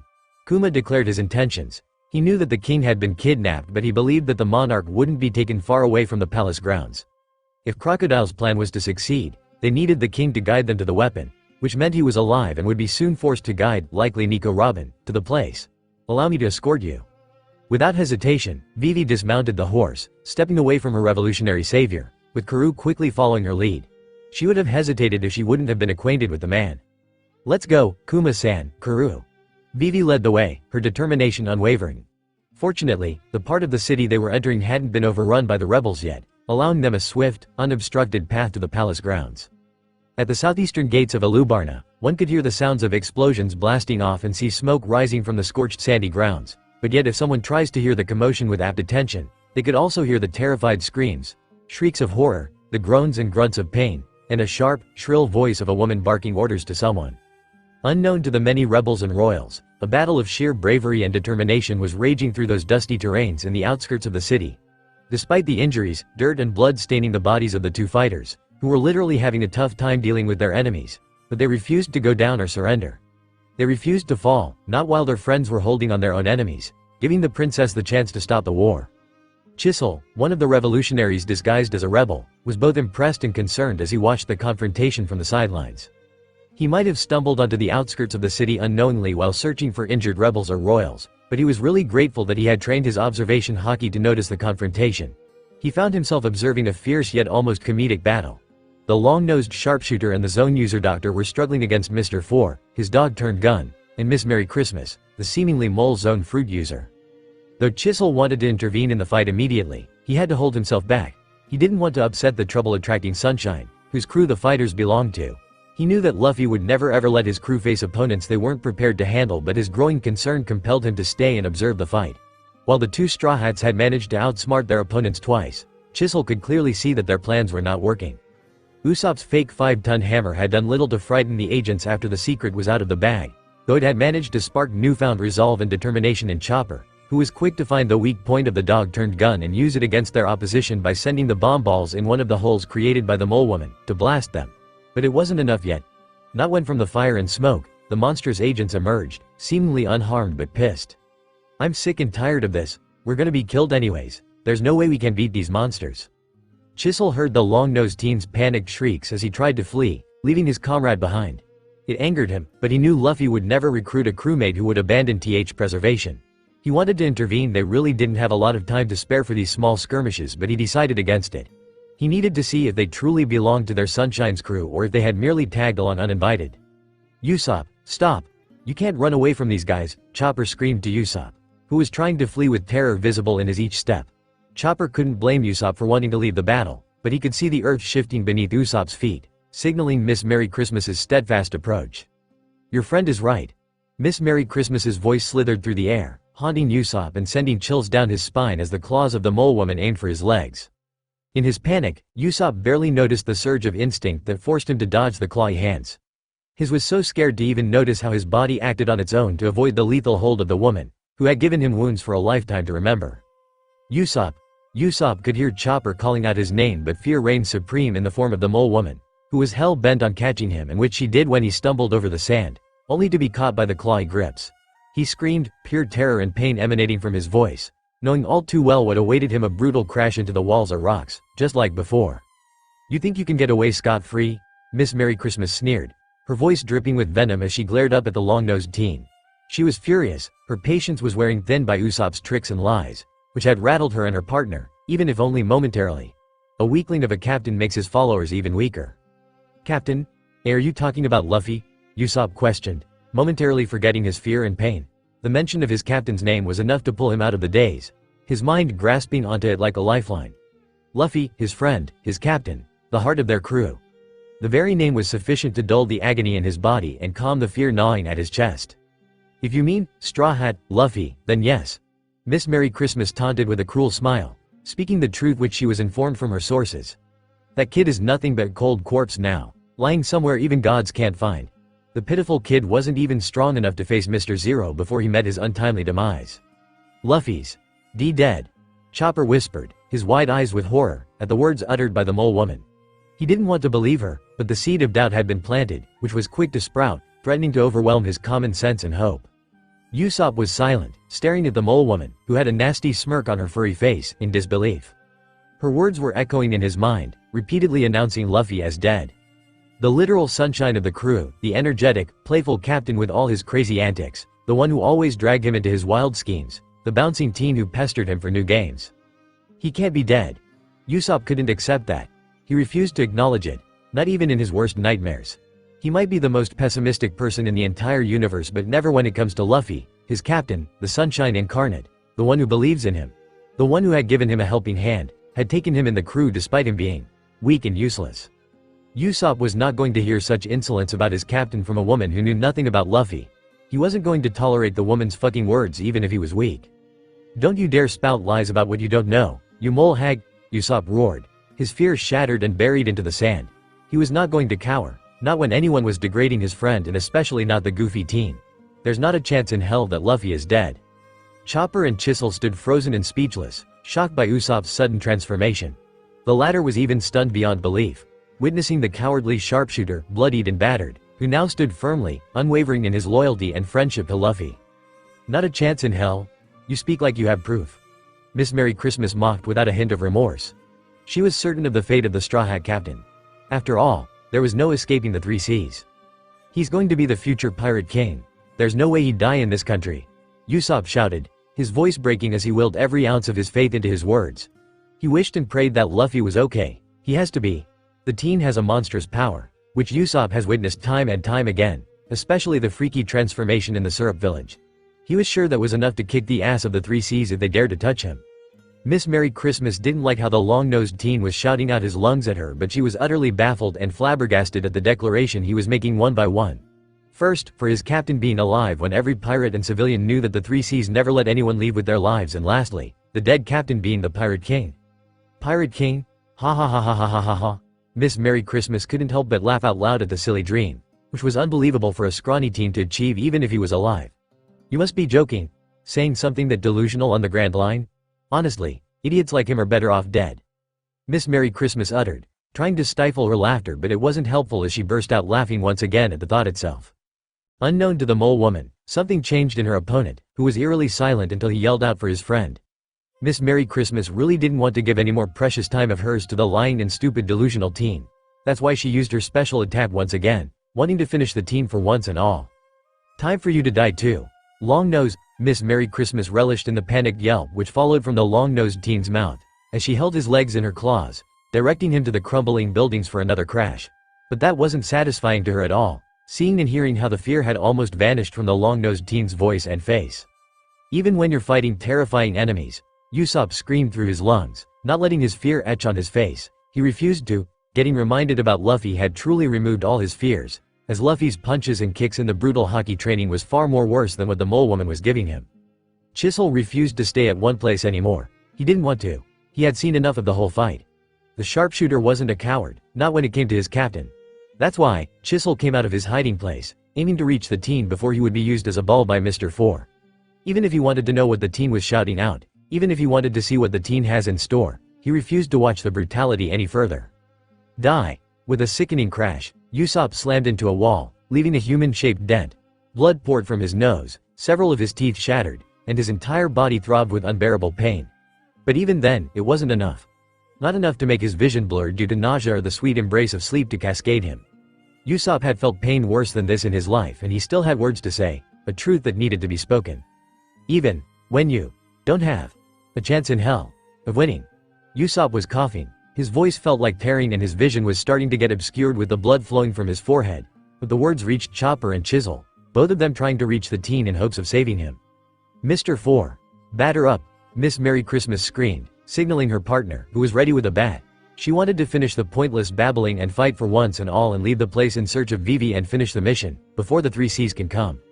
Foe. Let's end this then, Molehill forth with a devastating swing. Mr. Fore's bat connected with Usopp's face, shattering the bones in his nose and sending him flying into the air. The dog-turned gun soon followed up, blasting him away with a ball bomb. "You bastards," Chopper and Chisel growled in unison, fury roaring through their words. They were running as fast as they could to tend to the battered and bloodied teen, but they screeched to a halt, staring at awe and disbelief at the sight of Usopp refusing to fall down despite him being laden with wounds and fractures. "If you're a man, there are times when you have to fight. Know what?" Usopp's wheezing and painful voice made its way to Chopper and Chisel, cutting through the mocking laughter of the officer agents, who got stunned by the teen still not down. "And that time is when your friend's dreams are laughed at." Usopp stood tall, despite the blood, despite the agony, despite his entire body screaming for him to rest and take a nap. "Luffy's not dead. I know. He'll become the Pirate King one day. So, that's one thing I won't let you laugh at." With his last strength, Usopp shouted out, loading certain kill firebomb in his slingshot and aiming at the mole woman. "Chopper now," he shouted out, as the fire erupted in the sandy plains, making it scorching hot to even stand on. "Leave it to me," Chopper quickly responded, charging straight to the dancing agents, who were trying to get away from the fire and the sudden heated plains. Chopper charged straight towards the mole lady, after changing into his horn point. He refused to let the woman hurt Usopp any further. He refused to let her waver his trust on Luffy. He refused to. Chisel watched in awe as the reindeer crashed the mole woman straight to Mr. Fore, using all his strength, and ducked out of the way as Usopp's second attack came soon to crash both of them into a pillar behind them. Chisel was amazed at the sight, but he knew that it was not enough, seeing how the dog-turned-gun was ready to fire his bomb balls at the Straw Hat pirate duo and the agents were twitching. Chain strike. Chain binding. Chisel unleashed his attacks consecutively, the first attack aiming for the bomb ball to change the course and blast it towards the agents, and the second attack capturing the dog and flinging it straight towards the eruption. Boom! Crocodile's heart was pounding with fear as he stumbled across the sands of Alabasta, feeling razor-sharp wind graze his face. He was running, trying his best to reach Alubarna, before the storm which was roaring above in the sky following him the moment he had crossed the banks of the river which separates Rainbase from Alubarna. The storm was following him like a sentient being, almost determined to corner him. Crocodile's fear was justifiable when he knew that there shouldn't be any rain or storm for at least 2 more years due to the excessive use of the dance powder. The rumbling of the clouds and the threatening claps of the thunder without any ounce of rain was further scaring him. He knew what those calamities meant. He knew what had tracked him down, and Crocodile wasn't going to take them lightly. Every pirate worth their salt had heard the rumors of a trio who could wield elements, whose powers and identities were beyond comprehension and a mystery. Even Crocodile, a seasoned and experienced pirate, knew what it would mean for him if he got caught right now. He didn't want to. "Oi, Crocy." A sudden calm yet authoritative voice from Crocodile's back had him frozen in fear momentarily.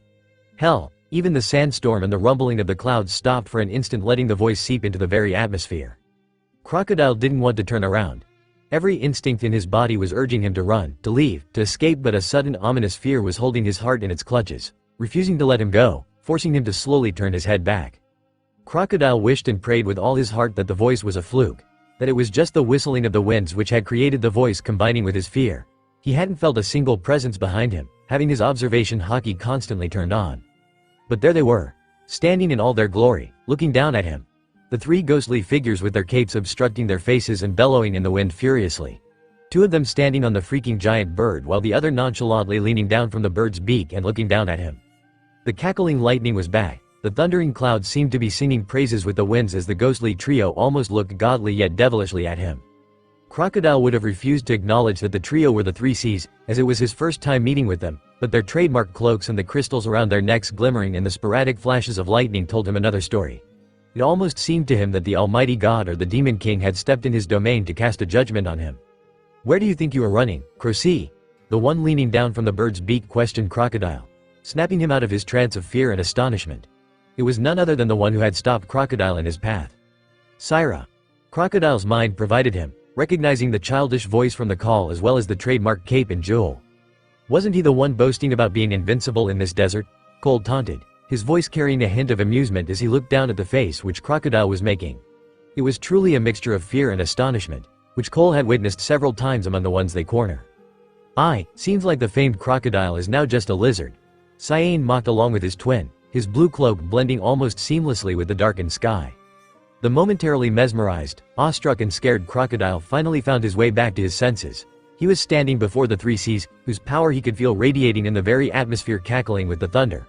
Crocodile gritted his teeth, hoping to grind himself back and maintain his composure. He forced himself to stand tall, despite feeling everything around him wanting to make him kneel. "You think you can take me down so easily?" Crocodile sneered, raising his hook and letting the swirling sand around him gather strength. He knew that he was masking his fear and faking his confidence, but what else could he do in face of the beings who were far too powerful than him? He can't do a single thing until that ancient weapon was in his hands. At that moment, the air changed as Syra's playful expression darkened. The sky followed suit, covering every inch of it with crimson. The wind whipped violently, tearing through Crocodile's heavy fur jacket and dismissing the sand which he had managed to gather. It was almost as if every part of nature was bending to the whims of Syra. Before Crocodile could register anything, Syra had vanished only to reappear before him in an instant, with his fist connecting with his guts, making him throw blood and flung far away from them. Crocodile couldn't hear the conversation which the three seas made soon after he was thrashed like a rag doll, but he felt the panic taking over his senses.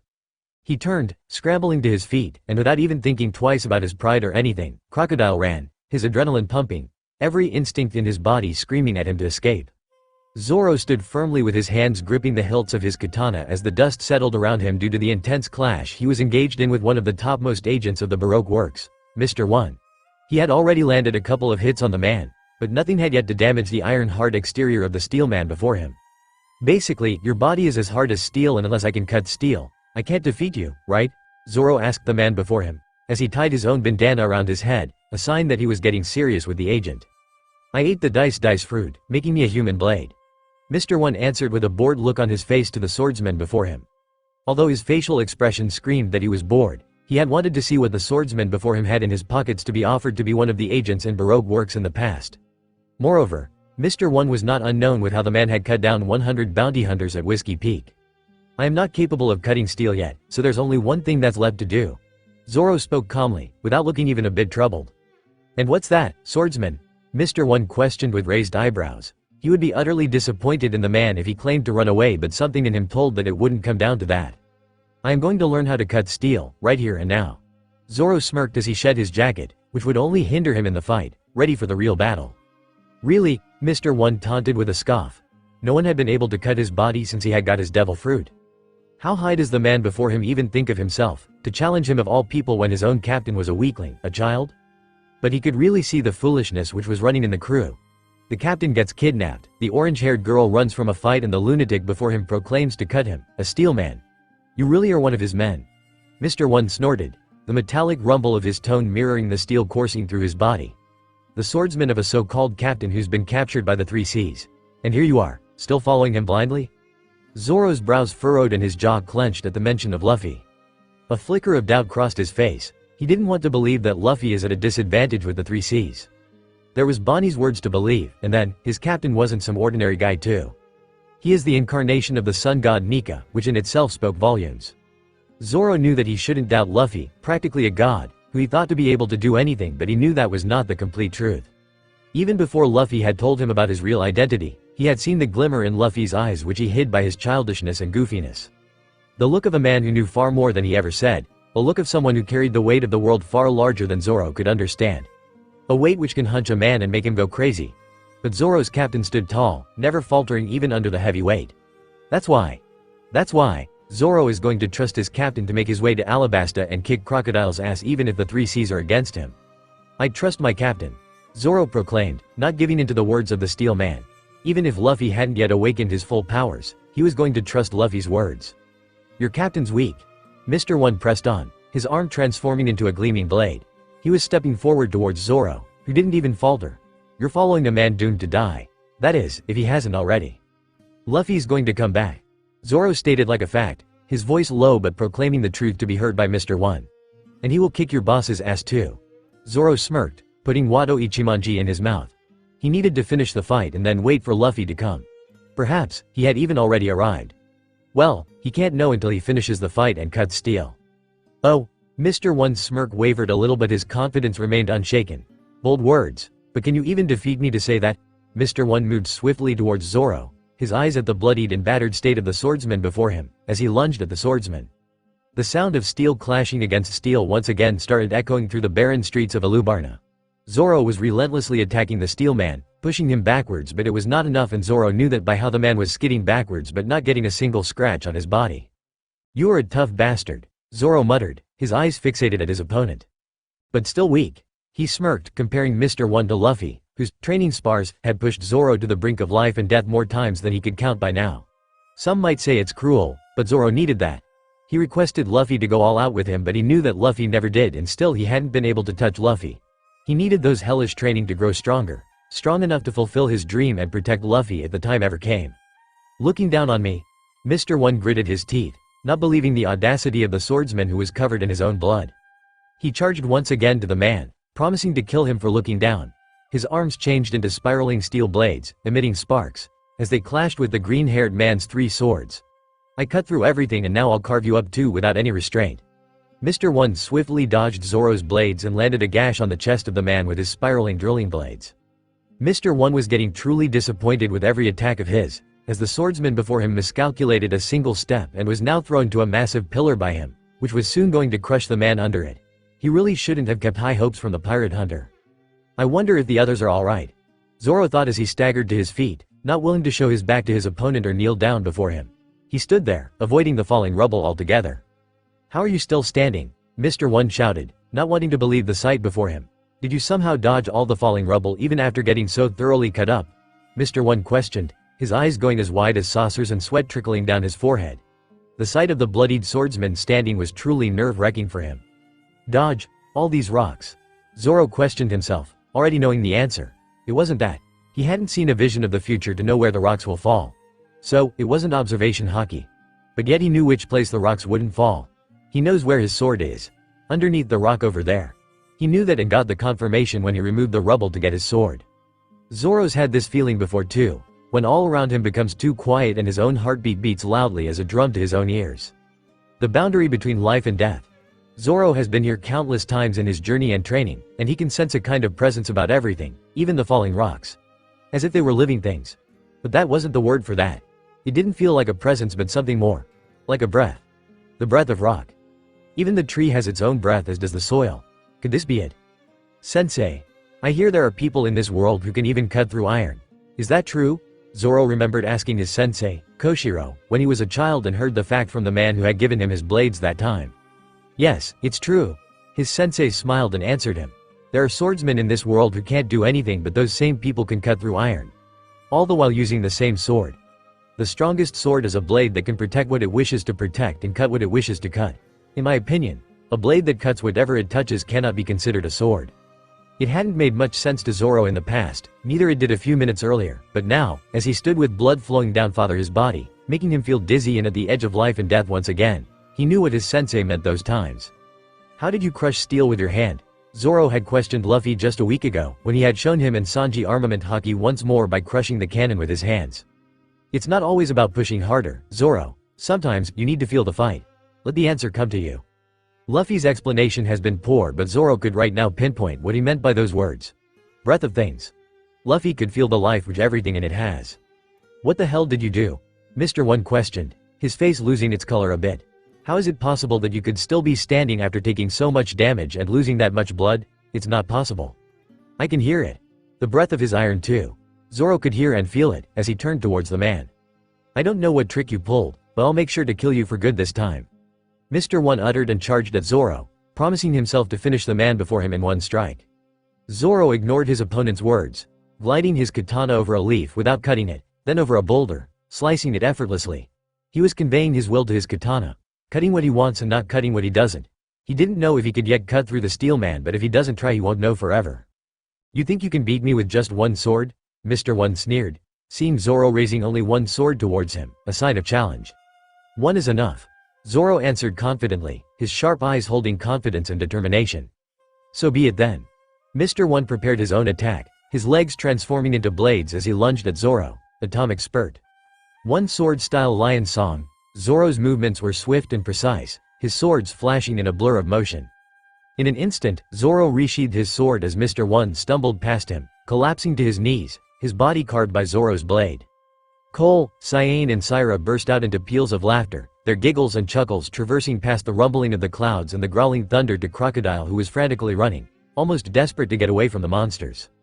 Crocodile could hear them all. Cole's laughter, loud and carefree, while Cyane's has a sharpness to it, an edge that hinted at his anticipation for what was to come. But the most unsettling one was of Syra's, whose laughter was a mix of genuine amusement and something far more insane in it. He dreaded, not wanting to uncover whatever had Syra laughing so maniacally. He didn't want to know. He needed to sprint, to push his body to its limit if he wanted to survive, but he wasn't given the chance when the three cloaked figures seemingly materialized before him, seemingly out of thin air, halting Crocodile in his paths. "Going somewhere, Mr. Warlord?" Cyane taunted, his voice filled with mirth as his smile grew wider. Crocodile could clearly see the amusement hidden in it, even if he wasn't able to see the eyes of the man before him, but he didn't need to see to know that he was going to be treated far worse than anyone they had hunted till now. Crocodile panted heavily, his mind racing several miles a minute. He knew running away was futile, that it wouldn't change a single thing. When the three C's had caught him, he can't do anything until and unless he gets his hands on that. Crocodile straightened himself, trying to hide his fear behind a facade. "We can talk this through. There's no reason for us to fight," Crocodile proposed, his voice hinting the desperation he was feeling. What if I offered you half of the credit? We can share Alabasta's wealth and influence." Crocodile frantically racked his brain for something which could get him out of the situation. He only needed to trick them till Alubarna and then blast them off. "Oh," Cole yawned exaggeratedly, his posture relaxed, and not even considering the warlord before him as a threat. He didn't really want to waste a single moment with the warlord, but well, he was quite amazed by how the man refused to stutter or show his fear when he was truly scared. "How about this? You take all the credit, wealth, power and fame, everything which my plan will count to. Take it all," Crocodile offered with gritted teeth. His fear was overwhelming, but the fact that the three C's didn't even budge at his proposals was frustrating and annoying. "We don't care about your riches," Cyane answered Crocodile's proposals, easily seeing how Ace was trying to hold his own laughter in. Crocodile clenched his teeth, racking his brain for solutions. He knew he couldn't afford to fight with the three C's, not together. Not when they had hockey and fierce devil fruits at their disposal. No, he refused to let the punks ruin everything which he had built for years. "I have a top-secret information." Crocodile narrowed his eyes, looking at the hooded figures. He knew he was going to give away a very important part of his plan, but he had a backup in it. He won't let anyone have it, not the three C's. He will get them to take him there, as he knew that what he was going to say cannot be refused by the terrors who roam the seas. Information about one of the ancient weapons, which is said to rival the gods, bring the people to their knees and rule the world. Crocodile breathed in slight relief, seeing the storm halt for a heartbeat and the full attention of the three C's on him. "I know where Pluton is." The moment the cursed word for the ancient weapon left Crocodile's lips, the storm raged with a renewed ferocity, and a freaking punch met to his gut, leading him to cough up blood and hastily catch his breath. Crocodile didn't know what happened, but at that moment he knew that he had stepped on the wrong stone. Unknown to Crocodile, he had committed a grave mistake by saying something which he should have never spoken about. At that moment, Crocodile failed to notice the looming figure of Syra, standing above his head, his playful smile replaced by something far more dangerous and predatory. "Syra, what's wrong?" Cole questioned with confusion, seeing his little brother's mood drastically change. "Seems like Mr. Warlord here earned himself a one-way ticket to hell." Cyane answered to Cole on behalf of their little brother, who seemed to be enraged and not answering them. "Crocodile." Syra's voice rumbled with the lightning which clapped mercilessly in the sky, resounding with the winds which howled, threatening to engulf anything in its path. "How dare you speak of Pluton as though it's some prize to be won?" If Luffy's face was visible, then Crocodile would have been staring at the insane fury behind those adorable doe eyes, which were flickering to scarlet red from chocolatey. "How dare you even desire to get your hands on one of the ancient weapons which was never meant to be created?" Syra's voice rumbled, with each word the childish tint to it vanishing to give way to fury. "Looks like Luffy can handle it on his own," Ace whispered to Sabo, who was standing beside him. He was here to support his little brother, but seeing his mood he can tell that wouldn't be needed. "Yeah. In the meantime, we can go to the capital and check if everything's going well or not," Sabo proposed in a low voice to Ace, his eyes fixed at Luffy, who wanted to interrogate the warlord more. Well, their work here was over anyways. "Hey, Syra. We are going to head," Cyane shouted to his little brother, after getting an okay from Ace. Nami was hiding from Miss Doublefinger, who was hell-bent on catching her along with her partner. It was only due to a stroke of luck that Zoro somehow managed to find her in time to rescue from the devastating blow of Mr. One, but it ended there itself. Now, instead of Mr. One, she was being hunted down by Miss Doublefinger, whose prickling needle body wanted to penetrate her skin. Nami cursed as she stood behind a wall, holding her weapon, remembering the time when she asked Usopp to build one for her. Nami knew she wasn't strong like the others. like the monster trio or even Chopo, be a hindrance to her friends. She refused to stay helpless when her friends, Vivi and Luffy, could be in danger. She needed to grow a backbone, and for that she needed something to deal with her opponents. Hence, the weapon which Usopp modified for her twice. Just what am I doing? Nami muttered to herself, holding the three-piece Klima tact in her hands. Running and hiding from place to place. Didn't I make up my mind to fight? Nami leaned on the wall, trying to calm her beating heart, which was swelling with fear but yet determination. She needed to do it for Vivi, who hadn't been able to stop the rebels at the city gates. She needs to do it for Luffy, who trusts them to fight their opponents. I can do it. I can take down a single woman. All the crew's fucking pathetic. Nami held her breath, her eyes wide as he heard the familiar sing-song voice of Miss Doublefinger accompanied by a screeching of metal against the hard pavement. Bunch of cowards, I say. Just like the captain, what was his name again? Straw Hat. Nami gritted her teeth, her hands clenching tight on the Climact. How dare anyone say anything bad about their resident adorable captain, who has the kindest heart and the strongest will. How dare the agent mock her captain, her family? It was unforgiving. The captain got abducted by the 3 Cs. A hidden shiver was behind the words. And the crew runs like a coward. What a bunch of imbeciles, foo. Nami grimaced at the reminder, but she knew what her opponent didn't. That their captain was okay. That he pulls through anything thrown at him. Miss Doublefinger didn't know that. She refused to acknowledge that, cowering in her words and believing in her facts. But not for long, because Nami was going to teach the woman a lesson for a lifetime. Heat balls. Nami called out in her mind, swinging the Climact rapidly. She needed to work fast enough before her opponent faces her. By swinging or blowing on each tact, you can shoot special bubbles. The first shoots hot air bubbles, the second shoots cold air bubbles. Found you. Nami's heart pounded in her chest, but she forced herself to focus as Miss Doublefinger's taunting sing-song voice grew closer and closer, her footsteps heavy and ominous against the stone ground. Nami couldn't afford to panic right now. Not when Vivi was counting on her. She gripped her Climact tighter, her fingers trembling only for a moment before she pushed the fear aside. Heat balls. Done? Nami whispered, watching as small orbs of warmth floated invisibly in the air. She knew that her plan wasn't perfect, but it didn't need to be. All she needed was to find an opening to land a decisive blow on Miss Doublefinger. I am not going to play all day with you, girl, Miss Doublefinger suddenly spoke, a spike drilling through the wall behind which Nami was standing. Nami clapped her hands on her mouth instantly as a strangled, painful scream tore through her throat. Her shoulder was bleeding, but at that moment, something else came to her mind. Like a flash of a vision of the purple-haired agent, barreling through the wall, gutting her alive. Nami was not given much time to ponder on the absurd vision, before her body moved, dodging the spiky ball of Miss Doublefinger, who in reality tore through the walls, with a sinister smirk on her face, looking down at her from where she uncurled herself. There you are, Miss Doublefinger purred, her arms elongating and transforming into sharpened spikes, determined to finish the girl and do the rest of her business. Running will do you no good, little missy.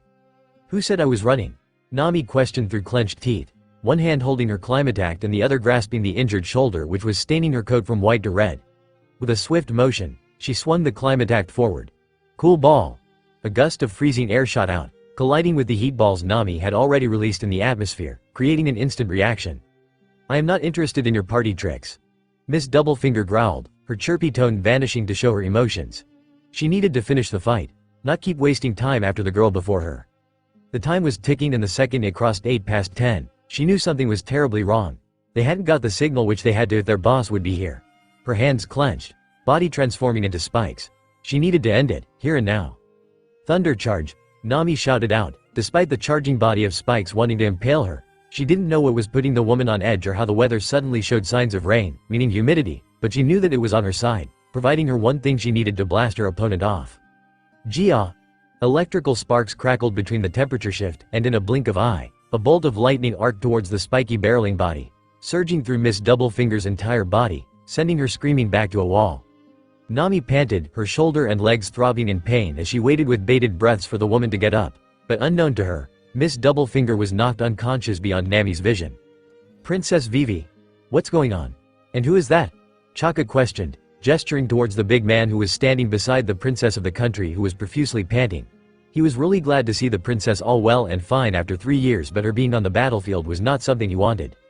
This is Bartholomew Kuma, one of the revolutionaries. Vivi quickly introduced Kuma after catching her breath. The revolutionaries? Chaka and several soldiers who were standing in the courtyard exclaimed in shock. They were ready to aim their weapons at the looming man, who was looking around as if he was searching for something or someone. The revolutionaries are here to help us, but we don't have time for formal introductions right now. Vivi's voice was laced with urgency.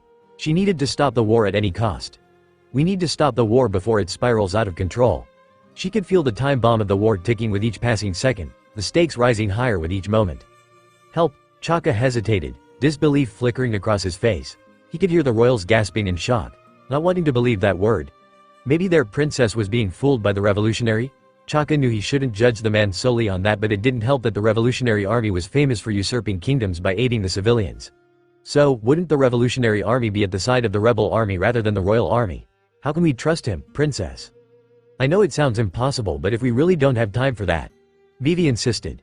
She needed to do something to get a moment of halt from both sides and then explain what was happening. For that, she needed the help of Chaka and the other soldiers.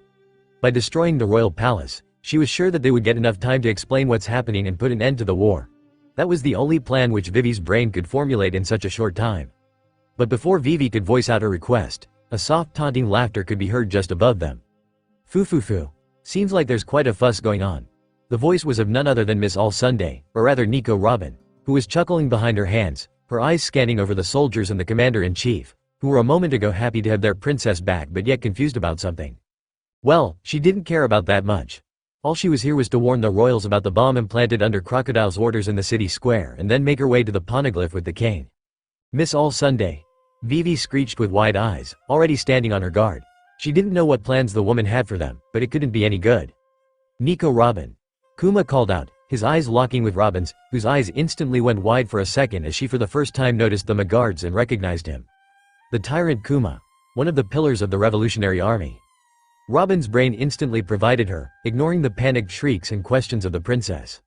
Robin had never thought that the revolutionaries would get themselves involved in the civil war of Alabasta, in the turf of a warlord.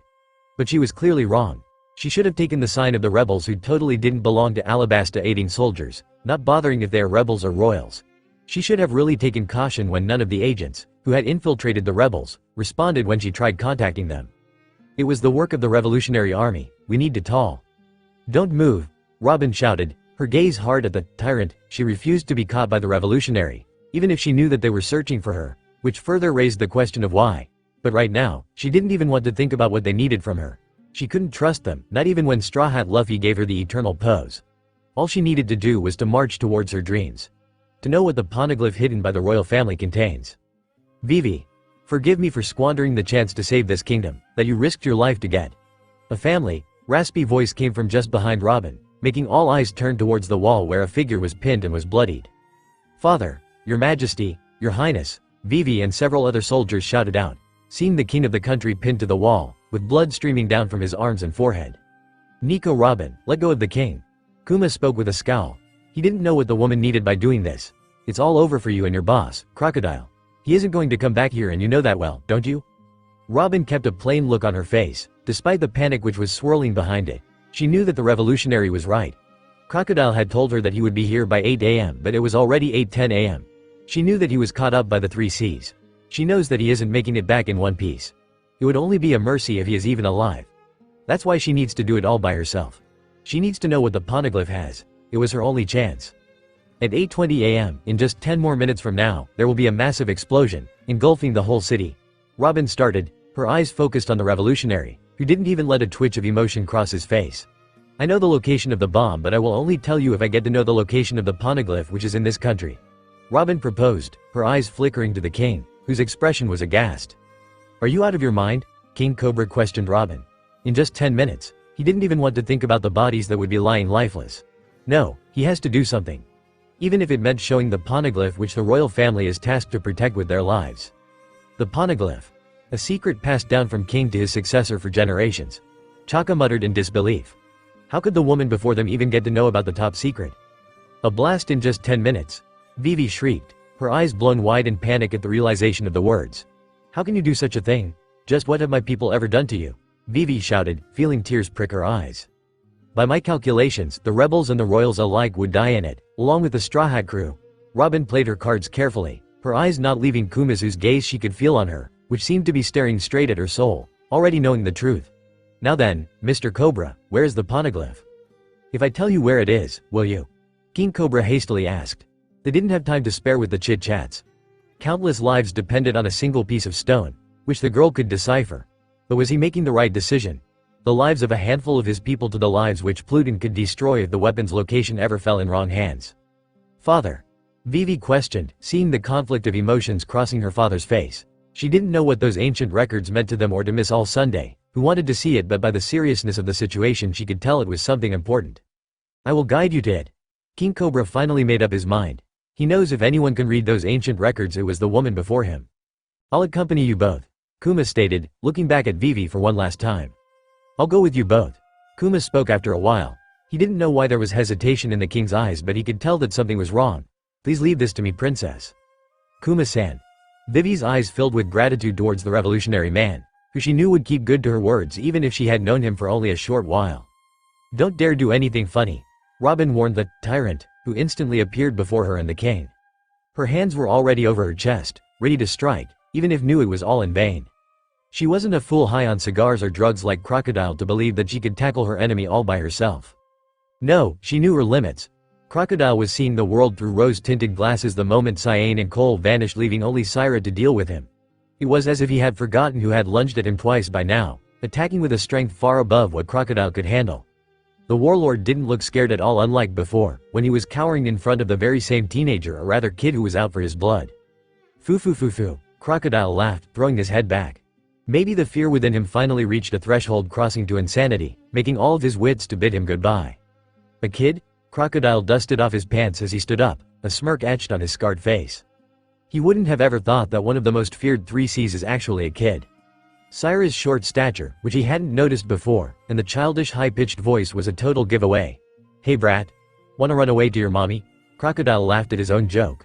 Or should I give you a chance to run away before I kill you? Crocodile tauntingly questioned the teenager, his teeth clenching in anger by the end of his sentence, and eyes glinting maliciously, thinking about all the trouble the kid put him through. Poor Crocodile, his poor, small brain and his too big ego was playing games with him, refusing to acknowledge the reality and acting way too calm for someone who was about to incur the wrath of a god, even if said god appeared to be a child. Do you even know what your companions have done? Crocodile questioned angrily to Syra, ignoring the thunder which cackled in the sky. 3 years. It took 3 years to meticulously plan and execute the scheme to overthrow this kingdom. 3 years of manipulating the civilians and creating conflict in Alabasta. 3 years worth of trouble to gain the dance powder to steal the country's reign. Crocodile's voice grew louder and louder in annoyance and anger with every one of his claims. It's because of you, I am losing everything which I built. You're the cause and you will pay for it with your damn life. Crocodile lunged at Syra, his eyes bloodshot in rage and expression that of a crazed animal. You stole the country's reign? Syra questioned out with disbelief, the images of the dried-up town of Aramula and nearly collapsing town of Yuba flashing in his mind. He had known that someone was doing it knowingly and that someone was surely Crocodile, but hearing the Sandman accepting it hit a nerve within him as he evaded each of the warlord's attacks. He was furious at the Sandman for thinking that he can steal rain when his brother Halid was there. At least that's what he would have been furious about, but there was no sign of any rain. Which meant that his brother, his dearest, beloved big brother, had ignored the suffering and prayers of the dying and thirsty people. His brother, Halid, who was famous for his indulgence with the mortals and couldn't see their agony, had left them to suffer and wither in agony. Are you really abandoning the mortals? Why? Why, brother? Are you also too bored to indulge in this painful beauty called life and death like our father? Why? What happened? Why can't you hear the cries of this country, begging for just rain? Nika questioned angrily to his brother, hoping that the winds and the clouds would at least urge Halid to reply to his questions for once. He really needs it. He needs to hear it from Halid himself, who was giving him a silent treatment and ignoring him like he wasn't even there in the first place. What grave mistake had he committed for his own brother to abandon him? Aren't you an interesting one, abandoned by ones who should have held you close? The haunting voice of that man-creature echoed in his head. Nika didn't want to hear those words. He didn't want to think for even a moment that Halid had truly. Are you ignoring me, you insolent brat? Crocodile shouted, unknowingly cutting off Syra's thoughts and bringing him back to reality, but his voice was getting engulfed by the sad melody of the winds which were following past them. It seemed like even the winds were trying to play with Crocodile, wanting him to just shut up, but Crocodile wasn't going to. He was furious and he needed to take his sweet revenge by finishing Syra for good. If he is not paying attention, he will pay. A cold smirk played on the warlord's lips as he hurled a massive sand tornado at Syra, which surged forward, promising to rip anything in its path to shreds.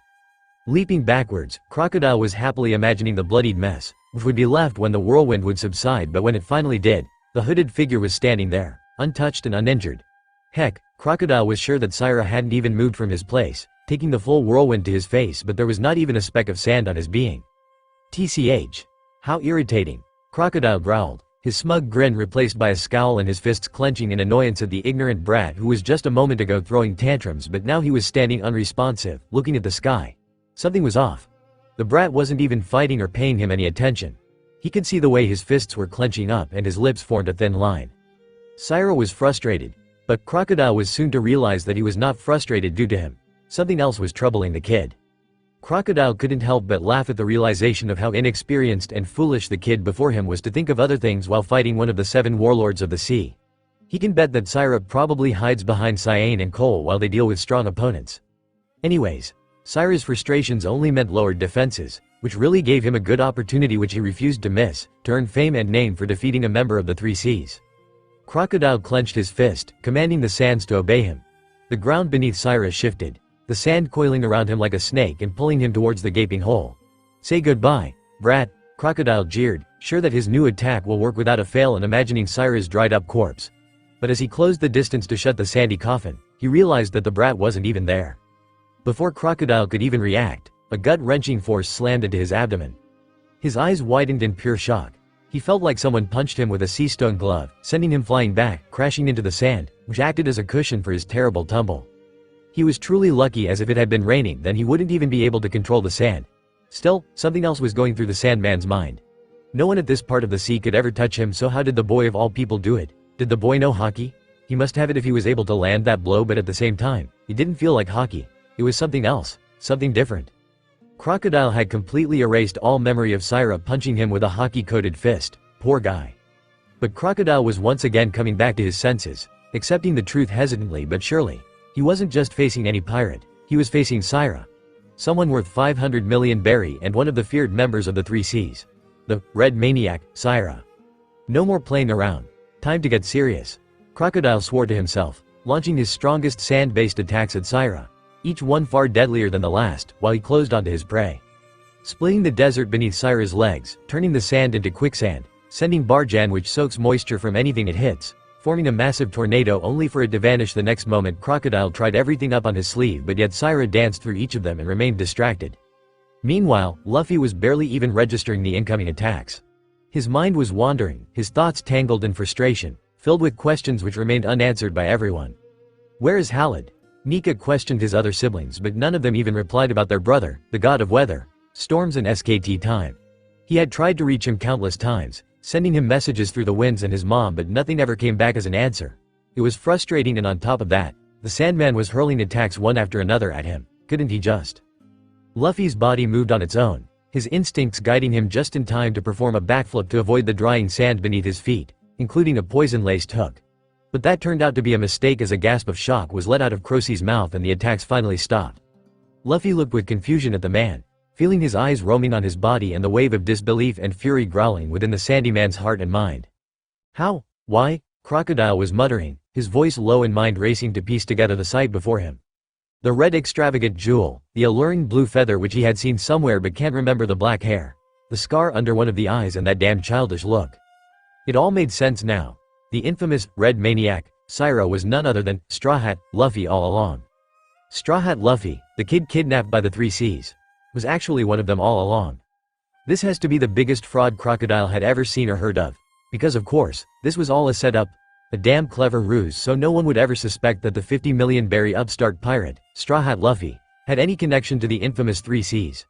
They had fooled even him, a seasoned, experienced warlord and a pirate. Their cleverness is off the charts. No wonder these sneaky and dangerous bastards are so heavily sought after and feared by both marines and pirates alike. Above them, black clouds, brimming with water, which Crocodile was sure to be extinct for more years to come due to the overuse of dance powder, were churning with unnatural anger, growing darker and darker and darker. The rumbling thunder reverberated throughout the area, far louder than the one which Syra, or rather Straw Hat, was controlling prior.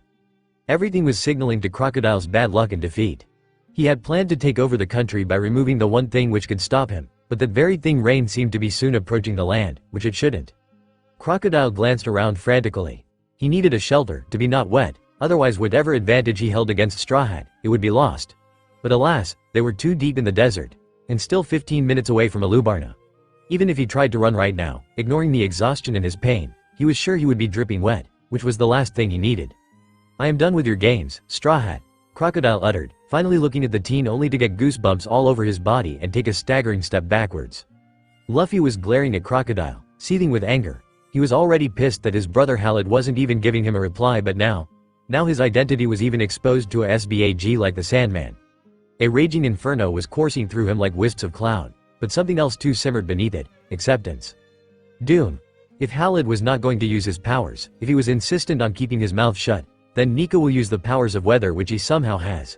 He knew that something was wrong, that he, the guardian of the sun, shouldn't have any abilities of the god of the sky, Halid, unless…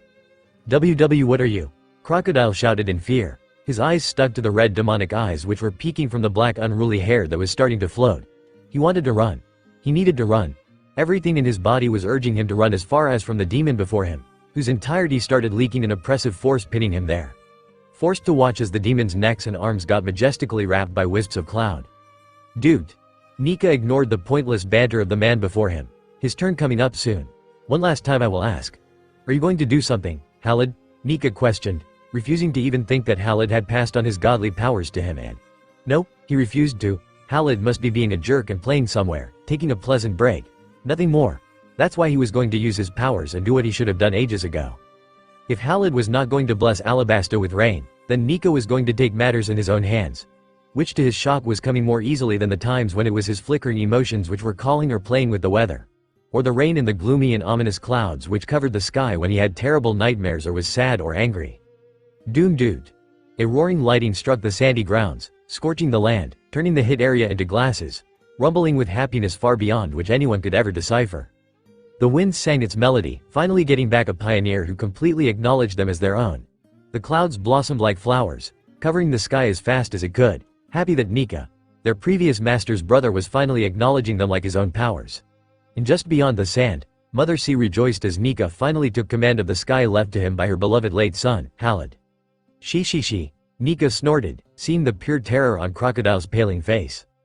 Doom dude don't, and no, Crocodile tried to keep calm. He tried his best, but it wasn't helping. The sudden beating of drums over his own beating heart and the ear-piercing thunder, which he was trying his best to ignore, the floating wisps of black hair turning to white, defying all gravity and wind. The pure maniacal laughter which resounded with nature. It was terrifying, drilling him into his place. You stole the country's rain, huh? Nika chuckled, his face stretching into a wide grin, terrifying Crocodile. Who told you? Nika stretched his arms wide, feeling the first drop of rain to hit his skin, soothing him just like how Halad's would quench all his sadness and spread warmth throughout him. It can't be. Crocodile spoke, horrified at the raindrops pricking his skin like needles, trying to drill holes on him. The clouds above him let leash the rain it had been building up till now. He didn't know what was exactly happening, but he could tell that the demon before him was responsible for everything. For bringing his fears to life. For destroying his plan and blocking his only way to run. The Sandman wasn't even given enough time to either despair or be scared when the red-eyed demon child suddenly vanished from his sight. Only for a few seconds later for him to feel warm yet cold fingers tapping on his shoulder, which he could swore was supposed to be protected by his clothes, at least should have. Crocodile felt his breath caught up in his throat as he slowly turned around to face the ghostly figure, only to come face to face with the red-eyed demon child, grinning like a maniac and looking so white and not wet at all. The water seems to just turn to steam around him.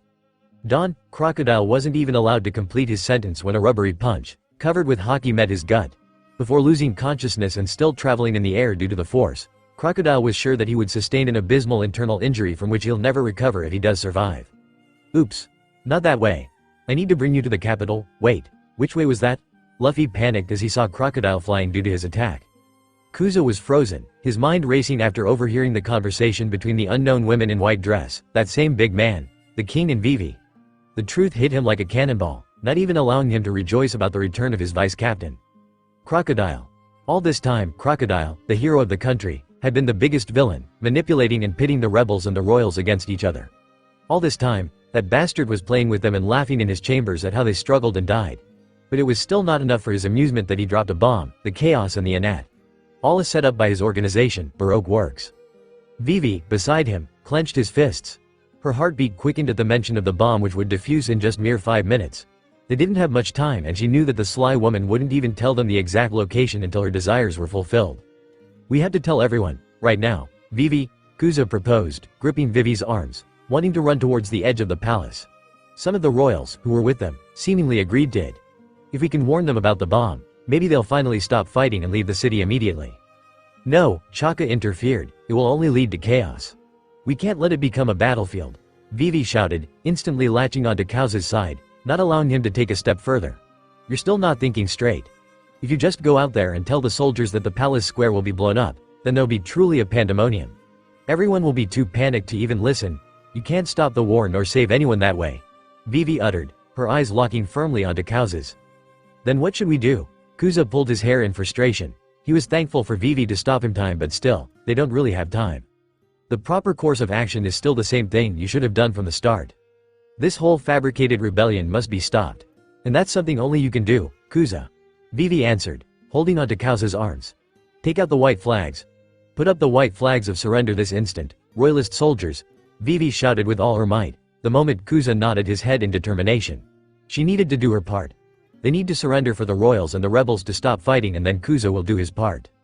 Vivi hoped that she could leave the bomb to the white-haired man she had met earlier. She had encountered him on her path to the palace, with the marine trying to capture Kuma only for him to say that he had more important work than catching criminals. That man had hinted on something disastrous, which he was finding and going to stop. Vivi really hoped that the marine captain was truly finding the bomb. What? But Princess Vivi, we're to surrender. What will become of this county if we do that? The confused soldiers muttered out loud, confused as hell at the sudden order given by the princess. Hey, look, it's Kuza. Why is the leader of the rebels in the palace of all places? Some more soldiers pointed out as Kuza stood on a higher platform, from where everyone could see him. Behind him was Vivi, ready to support him through the ordeal. Listen to me. We wish neither victory nor to fight. All we want is to stop this war. Kuza assured, backing Vivi, who nodded at him. There is absolutely no reason to fight anymore. So wave the white flags. I beg of you. They could hear the hurried footsteps of the rebels and royals alike, their footsteps shaking the ground immensely. The royals scrambled to get the flags while the rebels were headed to the palace to capture the king, ready for the gruesome battle. But the sight which greeted the rebels was not one they could have ever imagined. White flags waved on the windy day with their captain holding one of them, standing above a small platform with the royals behind him. White flags? The royalists are waving white flags? Kuza? The confused rebels questioned out, halting in their steps momentarily. The battle is over, Kuza shouted as loud as his lungs were allowing him to. Rebels, lay down your arms and quell your rage. The royals no longer have any intent to fight. Is it really true? One of the battered rebels questioned, with hope glinting in his eyes. None of them wanted to fight, but they needed to pick arms in their hands. They needed to do something. Yes. The war is finally, bang. A shot rang through the air, whizzing straight at Kuza, who barely had any time to react as the bullet tore through the air, aimed straight for his heart. But before it could finish him, suddenly, a blur of orange appeared, intercepting the bullet in mid-air, shattering it into pieces. The crowd gasped. Standing in front of Kuza was one of the infamous pirates of the sea, Cole, who smirked, casually flicking away the fragments of the bullet and giving a pointed glare at one of the Baroque Work agents, disguised as Royal, who had fired it initially. The crowd would have gone crazy if they were given enough time to realize that the bullet was out to kill the leader of the rebels, but now it almost stood frozen in fear. Well, this is quite the mess. Ace spoke, his voice smooth and almost teasing, as if he were commenting on the weather rather than stopping an assassination attempt and practically appearing out of thin air. It wasn't the initial plan though, after seeing the leader of the rebels and Vivi solving it, but the assassination attempt to cause chaos. No way. Ace was going to stay silent and let the Baroque Works cause further bloodshed. Cole. It's Orange Wrath Cole. Someone from the crowd shouted, eliciting further screams and shouts of confusion. TCH, Cole. Sabo landed beside Ace, also appearing out of thin air, further gaining streams of shouts. You are always the hasty one, you know. Sabo spoke in a low voice, before surveying the area with a calm and calculating gaze. He could see the crowd was about to dissolve into chaos, and in midst of it, the Revs finally got the signal to eliminate all the Baroque Work agents without any discretion like before. A commotion broke out near the front lines of both the sides, as the Revs kicked out the infiltrators forward to the small stage. The hell are you doing? One of the agents spat, his voice wavering as Cole gripped him by his hair and pulled him to the podium as if to be presented to the whole crowd. What are you doing? Kuza questioned, his eyes wide at the sight of the three Cs. He could Vivi at her side, her eyes wide and stuck on the arm of the royal in Cole's grip. Here's your real enemy. Cyan spoke coldly, gesturing towards the revealed agent while Cole simply raised the arm where the symbol of Baroque Works laid for everyone to see. Baroque Works has been manipulating this entire conflict. Hey, wasn't that the symbol on the ship which crashed in Nanohana? One of the rebels muttered with wide eyes, his mind trying to follow on the words of one of his favorite pirate groups. He was a pirate fanatic after all. But still, he also wasn't left unkempt from the fear rolling through him in waves from the real deal. The soldiers and rebels exchanged uncertain glances. First of all, they were scared due to the presence of the most dangerous crew, but should they truly trust their words? But they had seen it with their own eyes, right? So, it may be lies. You're lying, one of the agents who had stumbled on the ground shouted, snatching 2 guns from a stunned royal and firing incessantly at Cole and Cyan. He didn't care if it hurt anyone else. No, all he cared about was the rank which the boss would bestow him for hurting the 3 Cs and going on with the mission. Bad move, pal. Cole's grin widened. Before the bullets could even hurt anyone, both Cole and Cyan moved, their figures becoming blurry. Cole was crushing them with his bare hands while Cyan simply flicked them away with a subtle use of haki. The display of strength further left the crowd in stunned silence. Cole turned to Cyan, chuckling. Think they realize we are the real deal here? Probably, Cyan replied, shrugging his soldier, but we are not done yet. Cyan spoke, turning back towards the stunned Kuza and Vivi, the latter finally coming to her senses and realizing the golden opportunity. The crowd was waiting and they needed to speak. The stage is all yours, princess. Cyan spoke playfully before taking a step back with his brother, giving the stage to the princess and the rebel leader. They would only be standing here to keep the crowd in check and from further attacking anyone. Smoker, he made his way through the streets of Alabasta, his heart pounding fast in his chest, even though his face didn't show any of his emotion. He cursed the 3 Cs for the 100th time since leaving Rainbase. He didn't know if what they were telling was the truth, but it needed to be. Luffy was still with them, used as a pawn in the twisted games of the 3 Cs. Smoker leapt through a crumpled wall, running as fast as he could, knowing very well about the time limit he has. They had promised to return Luffy unharmed only if he managed to disarm the bomb in time. Smoker's eyes scanned his surroundings as he moved with determination. He spotted some of the Straw Hat pirates. They were all battered, bruised from their own individual battles. Zoro, with his bloodied swords, and Sanji, clothes somehow battered from who knows what, both glared at Smoker as they each shielded their friends, standing upright and ready for another battle. If you are here to cause trouble, I'll take you down right now, Zoro snarled, hand gripping his sword. Touch any of us, and you won't make it out of here, Marine. Sanji spat, cracking his neck and fixing his shoe. Smoker tched, barely even stopping in his path to reach the town square, which the Straw Hat gang was seemingly heading to. His eyes were set on something much more important than catching the pirates right now. The lives of everyone in the town. The innocent life of a kid. I have got bigger problems than you lot. He growled, his voice a rumble of impatience as he skipped past the pirates. He absent-mindedly noted how the rest of the Straw Hats stood nearby, wide-eyed and clearly panicking at the thought of another fight. But Smoker could hardly give them any attention. The clock tower was all Smoker could think about. He knew it. The bomb has to be in there, hidden inside. The letter from the 3 Cs had been cryptic, but Smoker was no fool. He could tell that the letter was a game, testing and taunting him. Smoke billowed out behind Smoker as he raced towards the tower, wanting to save everyone. When he finally reached the base of the tower, he cursed again under his breath. The place was almost deserted, filled with the sound of the ongoing battle in the main plaza. Smoker scaled the tower in an instant, his mind focused solely on disarming the bomb, but when he reached the top, the sight of the damn bomb ticking down sent a wave of curse through him. Fuck it, Smoker spat, his eyes narrowing at the bomb, noticing the timer. Even if he somehow manages to disarm the bomb, which will blast in another 30 seconds, the timer wouldn't stop. Moreover, he had no idea how to disarm it in the first place. There was only one thing he could do right now.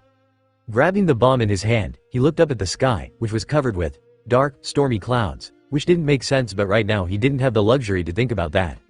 Without thinking any further, Smoker did the only thing he could. He used his smoke powers, lifting the bomb high in the air, intending to throw the damn thing as high as he could. That better be it. Vivi took a shaky breath as she stepped forward. She couldn't believe that the 3 Cs were truly helping them, but this was an opportunity for them to finally end the war. It's true. The leader of the Baroque Works, our country's very hero, Crocodile, had been pulling the strings all along. He stole the rain and plunged our country into a war. That's right. Kuza backed Vivi, standing beside her, looking towards the crowd. We have been fighting the wrong enemy the whole time. We need to stop this war before more lives are lost. The rebels and some of the royals exchanged uncertain glances, hesitant to believe the words. They had been fighting for what they believed in, but now this new information shattered the foundation of their anger but blossomed another array of confusion. Was it the royal family who was lying to hide their own dirt? Or was it truly Crocodile who planned everything? How do we know you're telling the truth? You expect us to believe your words alone? What if this is all just another lie? Who hired these so-called agents to sprout your story? Someone from the crowd shouted, albeit hesitantly. He had been one of the people to be saved by the kind hero of the country whom the princess was blaming and their leader was backing. The rebel knew for sure that there were many among the rebels who were somehow saved by the warlord, and he could see them hesitating like him to believe the set of lies. Kuza and Vivi both flinched, having not considered this aspect. The trust between the rebels and the royals had been shattered 3 years ago, widening their gaps ever after, and this very crowd had seen nothing but betrayal and deception for a long time. Vivi opened her mouth to respond, not wanting to hear the taunting laughter of the agents, but what does she have to say? What proof can she give them other than her words? Kuza was also in the same boat as Vivi. He hadn't seen Crocodile back in the palace but someone else. But he didn't want to think that Vivi would ever lie to him. Cole and Cyan, sensing the commotion, stepped forward. They had proof, which they can surely present to quell the chaos and war. Boom! A loud thunder cackled in the sky, tearing everyone's gazes above to witness the sight of dark clouds once again covering the entire sky. The hearts of every person standing in the plaza witnessing the miracle stopped, their eyes growing hopeful for. Boom!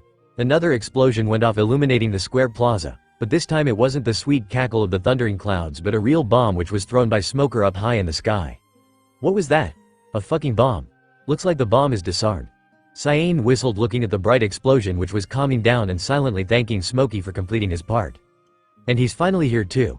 Cole, on the other hand, smirked, glancing sideways at his brother. Vivi.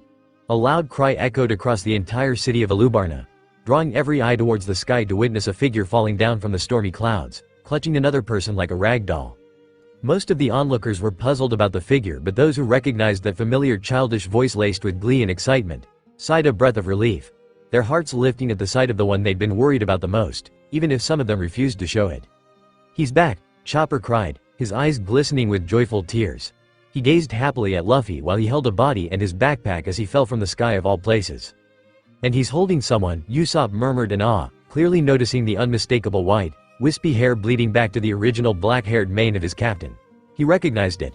He couldn't forget it, yet right now, rather than fear, there was pure elation as he witnessed his captain in the same nightmarish getup once more. "I don't have a clue why he is falling from the sky," Nami admitted, her gaze fixed on her captain's radiant grin, which finally crushed down her worries. "But that means he has done it." Luffy won. The Straw Hats cheered with joy, ignoring their battered bodies and exhaustion. Their injuries were temporarily forgotten as they rejoiced at their captain's sight. Luffy. Even Smoker, who was getting ready to come down from the clock tower, couldn't help but let a smile etch on his face at the sight of the kid safe and sound. He was even astonished to see Crocodile in his hands, looking utterly wrecked up. But if the reports from the 3 Seas were correct, then that damn warlord deserved every inch of it. "Luffy." Vivi's voice broke into a choked sob, seeing Luffy graciously land on the plaza, her eyes glimmering as they landed on the battered figure of Crocodile. He had done it. Crocodile was defeated, her country's safe now. So lost in her emotions, Vivi hardly noticed the first drops of rain which fell on her skin, until Kauza's voice broke through, filled with astonishment. "Our rain?" Kuza whispered, utterly fascinated and astonished at the raindrops which finally fell from the sky. The cool drops of the rain, which had vanished for 3 years, were soothing his skin, soaking up all the tension and also quieting down the rebels and royals alike. It was as if all their days had disappeared and they were finally coming back to their senses. "It is really raining." The square fell into a hushed silence. Vivi, standing on the platform, felt tears pricking at her eyes. Not just because of the relief that Luffy was safe, but because, at long last, the rain had come. It poured down from the sky, soothing the desert's endless thirst, washing away the fear and despair that had gripped her heart for so long. It was a moment of pure, bittersweet relief. "Vivi," Luffy smiled at the princess happily, lifting his haul, Crocodile, to show her as if the Sand Warlord was a prize. "Crocy is done for. Vivi's country is safe now." "Thank you, Luffy. Thank you so much for keeping your promise." Vivi sobbed, wiping the happy tears rolling down from her eyes. She was grateful beyond words for everything Luffy had done for the country. From saving her even when he should have left her behind to bringing her back to her country and then getting kidnapped by the 3 Seas to defeating Crocodile and now standing between Cole and Cyan like he belonged there, flashing her that infectious, hopeful smile. "Hold it, why is Sir Crocodile looking so dead?" A voice cried from the crowd, echoing the collective shock as they gazed at Crocodile, who looked so battered and broken and needed immediate medical attention. "Sir Crocodile?" Cole scoffed vehemently. He couldn't believe that the rebels were still clinging to their hero, their savior, though. He couldn't blame them as Crocodile's manipulation ran deeper than he had realized. "Luffy, you always find a way to amaze us." Cyan chuckled softly, making sure that his voice didn't reach anyone beyond his brothers. He was worried a bit about Luffy's identity as Syra potentially being exposed, but with his trademark cloak soaked wet and disheveled due to the winds, it was unrecognizable and his necklace was also hidden under the cloak. This rendering anyone from making the deadly connection between Straw Hat Luffy and Red Maniac Syra. She. I miscalculated and fell from the sky, but it was fun. Luffy smiled brightly, his irises flickering from red to pink to brown constantly. It was worrying Cole and Cyan, but none of them decided to voice it right now. Oh, by the way, Cole started, nodding towards the hostile crowd. Everyone is doubting about Croc's involvement in this whole war. They still think he is some saint. Cole gestured to the crowd of rebels mostly, some of whom were looking with murderous gaze at their brother for harming the country's hero. Luffy's smile faded into a frown, as he let his gaze fall on the crowd, sensing their anger, mistrust and confusion. Who the hell is that brat? What's he doing with Sir Crocodile? Could it be that he somehow managed to trick Sir Crocodile and beat him? How dare he even lay a hand on our country's hero? Unhand him this instant, you miscreant! Guns were reloaded and aimed once again, but this time it was on Luffy, who ignored their hostility and with a calm fury, plopped his straw hat over his head, shielding his eyes to not show his darkened expression. Grabbing a handful of Crocodile's hair, Luffy yanked the warlord's head to face the crowd. Wake up! Luffy ordered, his voice laced with an unusual, commanding force that silenced the crowd, freezing them in their actions and words alike. Wake up, you damn crocodile! Luffy kicked the man in his shins, rousing the man in his arms and getting a painful grunt from Crocodile, whose eyes fluttered open with a gasp. Tell them what you did, right, now. Bruised and exhausted, Crocodile stared at the crowd, barely clinging to consciousness. He needed a break. He needed to get as far as possible from the demonic eyes of the brat, which were flickering from red to pink to brown, and were so close to him. It hurt his ego and pride, but he was scared of the demon holding him. Wasn't it enough for the demon to beat him to unconsciousness? To be honest, he would choose impel down over the grueling punch and kicks the demon brat was showering on him. I'll tell them. Crocodile uttered, not able to recognize even his own voice. Stop kicking at me. The crowd was silent, their breaths caught up in their throats, wanting to hear what was truly going on from their hero. Speak. Luffy ordered, yanking Crocodile to dangle before the crowd, unknowingly making him a laughing stock for the people to witness and see. Crocodile groaned in pain, his ribs aching from the words he had uttered. His vision seemed to be covered with black dots, and the cold embrace of unconsciousness seemed to be calling him, cradling him like the sea would to a devil fruit user. He could feel the eyes of the demon on him, urging him to speak. Speak the truth and nothing else. You fools! Crocodile uttered, his lungs screaming for some air as if his throat was being held in a death grip. I made you all dance to my tune. Miraculously, his words, even if they were barely a whisper in the rain, were being carried to each and everyone in the square like a hiss, making several eyes spark with confusion and anger. I stole the rain, keeping you thirsty, starving. Making the royals and the rebels tear each other apart in war, so that I could take over the country for myself. The crowd was taken aback with shock and betrayal. Some were staring at the man, who was unceremoniously flung to the side by the kid or teen with horror, unable to reconcile the man they once saw as a hero as the mastermind behind their suffering, while others were wide-eyed but calm enough to begin connecting the dots of their country's turmoil. But that still didn't explain the whole commotion which had occurred, and Nan helped but smile, her heart pounding as she saw the people finally start to understand and accept the truth presented to them. Who is that kid though? An older rebel asked, his gaze fixed on Luffy, who was standing nonchalantly between Cole and Cyan, whose very presence had them freezing before. That's Straw Hat Luffy, a rookie pirate. Another voice answered, recognizing Luffy as the one who beat Crocodile and made him eat dust, freeing their country. A hush fell over the crowd as they took in this new realization. The whispers grew louder, incredulous yet filled with awe.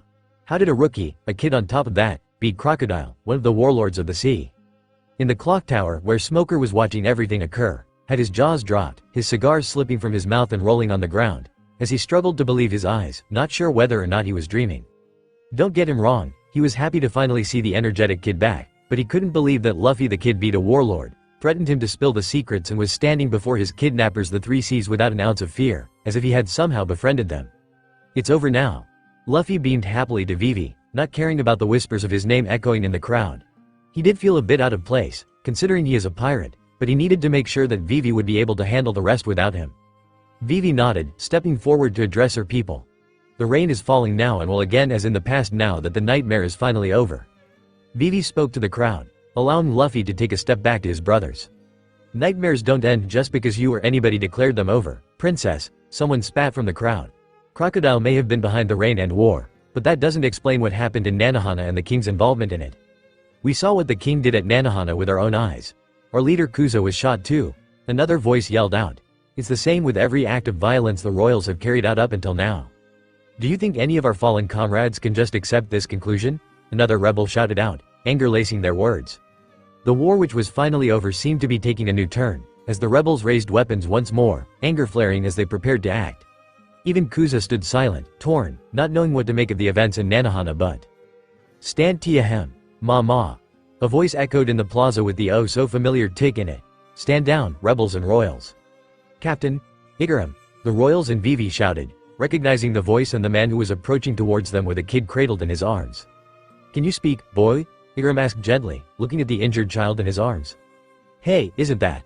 A rebel muttered, lowering his weapon, recognizing the kid. It's the kid shot by the royals at Nanohana. Someone answered, their voice carrying the same confusion and bewilderment as the rest, who recognized the kid. Everyone, listen to me. You got it all wrong, the boy cried, tears and snot dripping from his eyes and nose. It wasn't the royals who shot me. I saw them. The royal guards, who attacked Nanohana, were all fake. His voice was raspy and gruff but the kid continued to talk, despite all the pain. He was determined to stop the pointless war and bloodshed. Even the king was a fake. It was all a trap set by someone else. He's telling the truth. Kuza finally found his voice, as he stepped forward to address his comrades. He knew that the king was captured all along by that mysterious woman. This whole conflict was set up from the very beginning.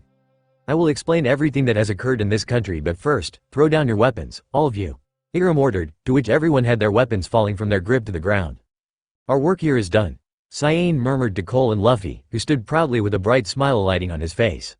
She. Luffy grinned brightly, and was about to speak something more when Cole and Cyan sensed lingering eyes on them. The three brothers exchanged a brief, knowing look. A few people around them were still eyeing them curiously, their attention drawn by the familiarity and ease they shared with each other. It was the time to slip away from here. They had done what they'd come to do and now with Igaram and the boy finally clarifying the truth, they could leave the rest in Vivi's and the captain of Alabasta capable hands. With quiet yet swift movements, they slipped out of the plaza, blending seamlessly into the surrounding streets, and out of the sight. Finally out of that place, Cole spoke, spreading his observation haki to see if there were people around them, which to his happiness, he found none yet. Thus, getting the chance to remove his cloak before it gets more soaked in the rain. There's just one last thing I need to take care of. Luffy grinned, an uncharacteristic seriousness behind his eyes. Despite his usual energy and before his brothers could question him, Luffy had already vanished, disappearing with the rain and winds towards his next adventure. Guided by his guts and the winds, Luffy wound his way down into the hidden heart of Alabasta, finding the hidden staircase that led to the royal tomb. He slipped down the stone steps until he entered a cavernous chamber lit by the faint flicker of torches. At its center lay the poneglyph, shrouded in shadows but unmistakable, and beside it stood King Cobra, Robin and Kuma, who was watching quietly from a distance. Is what you desired recorded there? King Cobra questioned Nico Robin, seeing the look of disappointment cloud her gaze as her fingers traced the ancient inscriptions of the poneglyph. Is that it? Is this everything your country is hiding? Robin's voice wavered, barely holding back a swell of desperation. King Cobra shook his head, his expression solemn. No, there is nothing more. I showed you everything as promised, he answered. With a shudder, Robin's shoulders sank and she collapsed to her knees, the weight of years spent in the shadows, relentlessly hunted and pursued, finally crashing down upon her. It's over, she murmured, the words escaping in a hoarse whisper yet acknowledging defeat. For 20 long years she had searched and searched but she hadn't found any better lead than the one before her. This was her final hope and now it turned to be the wrong one. There's nowhere left to run. Nowhere left to hide. I'm tired of following down this path in life. All I wanted was to know history. The exhaustion etched on her face was undeniable. She had fought for so long, carrying the burden of her past and the truth she sought for. Yet now, confronted by the limits of Alabasta's secrets, she felt the years press down on her shoulders like a shackle. The number of enemies her dream has, making themselves visible in her mind. Wait, let me ask you. Can the untold history actually be construed? Are you saying that's what the poneglyphs record? Cobra questioned desperately to Robin, whose teary eyes looked back at him, giving a faint nod. Then why have the world government banned from reading them? Robin knew that she still had one place to turn to. To the revolutionaries or to the Straw Hat Pirates. But the latter were gone, their captain kidnapped by the Three Seas, leaving her with only one option. The revolutionaries, she didn't want to go with them. She refused to know what the revolutionaries would want her for. Would it be the same like Crocodile, searching for military power? Even if the revolutionaries were among the prominent figures of the world, she didn't know what to expect from them. But what else did she have to do? Either the revolutionaries or get caught by the Marines or get killed by the Three Seas who were in the city. She wasn't sure how long she could do it anymore, she was tired. Kuma took a step forward, a sympathetic look in his eyes, to provide some words of reassurance to the woman, but before he suddenly appeared and moved past him, stepping towards the poneglyph, his fingers tracing the ancient cravings with a faraway look in his eyes as he traced each symbol with an almost reverent touch. I don't remember everything or how this poneglyph ended up in Alabasta, Luffy spoke softly, his gaze lifting to meet Robin's briefly, then drifting over to Cobra, sensing the shock and curiosity from each of them. But I know it's in good hands. After all, the Nefertari family is Nefertari D. Lily's family. Luffy's voice held a bright confidence as he gave Cobra a wide grin, his words a reassurance that reverberated through the room. Thank you for protecting this. For me, Lily. Cobra's face was frozen in stunned disbelief. How? How do you know? Cobra breathed, hardly able to comprehend how a mere kid knew the topmost secret known only the royal heirs, who had been privy to their family's true heritage, the legacy which was only whispered in the shadows of their lineage. Yet here was a child, one who bore the truth with an ease that startled him. Who are you? From the kid's statement it was clear as a day that he knew why they were keeping this poneglyph. Tell me, what do you know about it? It's too early for the truth to reign in and chaos to follow. Luffy answered to the king, knowing full well about the questions screaming in his mind. He doesn't know every answer yet, but he knew certain ones. Ignoring the bewildered look of the king, Luffy turned to Robin, extending a hand toward her with a gentle and soft smile. Come with me, Robin. No one will stop you from reaching your dreams. He spoke softly, his voice carrying his honestly. You've been through enough already, all alone. Robin looked up at him, still awestruck by his entrance and his repeated belief in her and her dreams. Her gaze traveled towards his face, but fell upon the necklace peeking from the folds of his battered cloak. Recognition flooded her. She had seen that pendant before, on Syra, one of the 3 Cs. Her heart froze, her suspicions reaffirmed in a quiet, disbelieving voice. You're Syra, red maniac, Syra. Cobra's gaze snapped to the kid, his eyes wide as he glanced at him from top to bottom, scanning for anything that would connect the kid to Syra, and there it was. The necklace, that jewel shining brightly alongside a blue transparent feather, peeking out of the kid's cloak, which on closer inspection seemed to be the trademark cloak which Syra wears. He couldn't believe his eyes, couldn't believe that one of the most feared 3 Cs was a kid. He would have gone along with any excuse the kid would have opted to say, but seeing the kid merely offer the woman a smile, nodding as if it were the simplest truth, was a shock. If you tell anyone about that, Luffy teased, his voice light like a child threatening someone. I won't tell you anything about the true history, the ones recorded in Rio Poneglyph, which you are searching for. Not a single word about the Void Century and what was lost to the world. At least the parts which I know. Robin's eyes, initially wide with shock and wariness, softened to something akin to hope as she stared into those flickering golden eyes, feeling warmth spread within her chest, giving birth to new rays of hope which she hadn't felt in years. The offer was clear, but so was her hesitation. Her heart raced with the urge to say yes, to leave behind the shadows, but she feared the risks it might entail. Sensing the struggles of Robin, Luffy softened his smile, taking back his hand and stuffing them in his pockets. Take your time, he said, gently turning around. You can think about it. Turning next to the king of the country, Luffy's childish tone faded to a serious one. This war is over now, but there are people out there. He spoke, mainly referring to the rebels, who need to hear from you, the king, to feel free of their guilt. I understand. Cobra spoke, happy that the war is finally over, but knowing full well who those people are. He needed to speak to them and show the way rather than despairing and be guilty, but he had questions he needs to ask. This stays a secret. Kuma spoke for the first time in a while, standing between Luffy and the king and Robin. For your sake and his. If word spreads out, there will be consequences none of us want. Of course, you have my word. Cobra was the first person to agree with the secret, sensing the fact that Syra isn't someone to mess with easily. He didn't want the world government to come after him and his country, only for knowing the real person behind the mask of Syra. Meanwhile, Kuma's gaze drifted over to Luffy's face, catching the way his irises were still flickering from golden to red to pink to brown.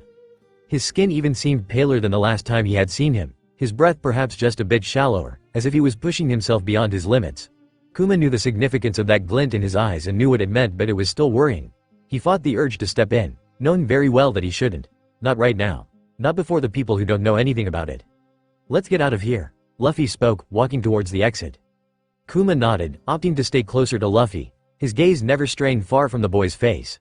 He noticed the way Luffy occasionally swayed, only to catch himself with a determined grin. Though Kuma held back his concern, he cannot help but worry with each second. Especially not when he saw Luffy's eyes flicker to gray for a moment. It was as if something else had happened today. Something more than letting his godly powers out. But Kuma couldn't point out what was happening. The Straw Hats were huddled together, walking clumsily yet determinedly as they followed Zoro down a narrow, dimly lit alley. The day had been long, their bodies were battered and bruised, only getting a bit of soothing from the rain, but none of that mattered. They had one mission left: to find Luffy. Each of them were tired, exhaustion lacing in their steps, but the absence of their captain had left a far more hollow space in each of their hearts, which they desperately wanted to fill. "Are you sure this is the right way, Zoro?" Usopp questioned, groaning due to the injuries and how Sanji was giving him a shoulder to walk on his own.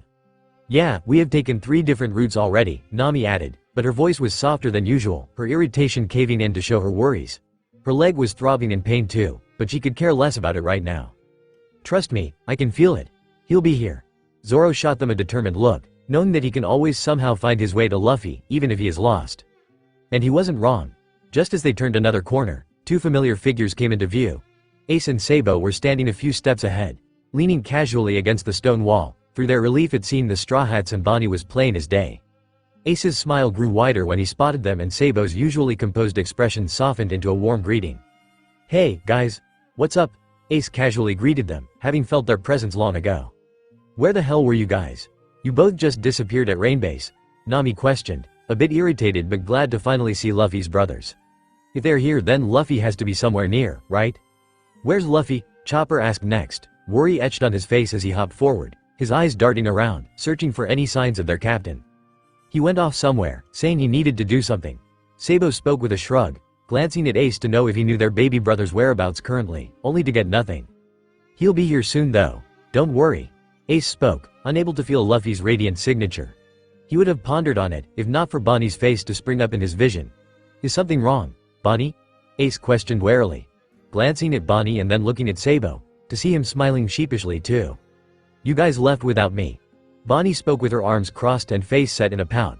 "And here I wear big, bad brothers," she scolded, poking each of them in the ribs. She knew that they were going to traumatize Croce as the 3Cs, but they didn't tell her that she needed to go with the Straw Hats and not with them. "You just left me out there to chase after these guys without so much as a word." The crew chuckled at the antics of Bonnie, making the big feared brothers sweat. "I am sorry, Bonnie.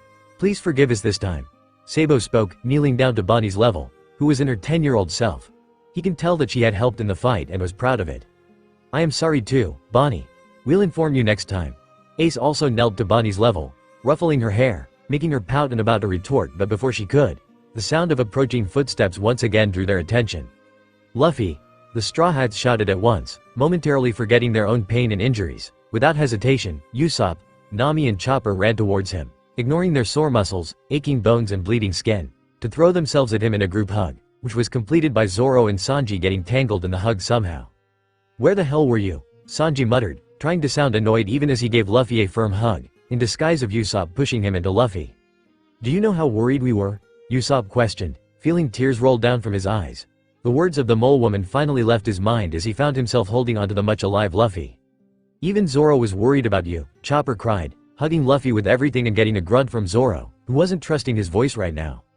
"You made us drag ourselves across the city looking for you, idiot," Nami uttered, wiping her tears. She was truly worried, but seeing Luffy once again, all her worries just vanished.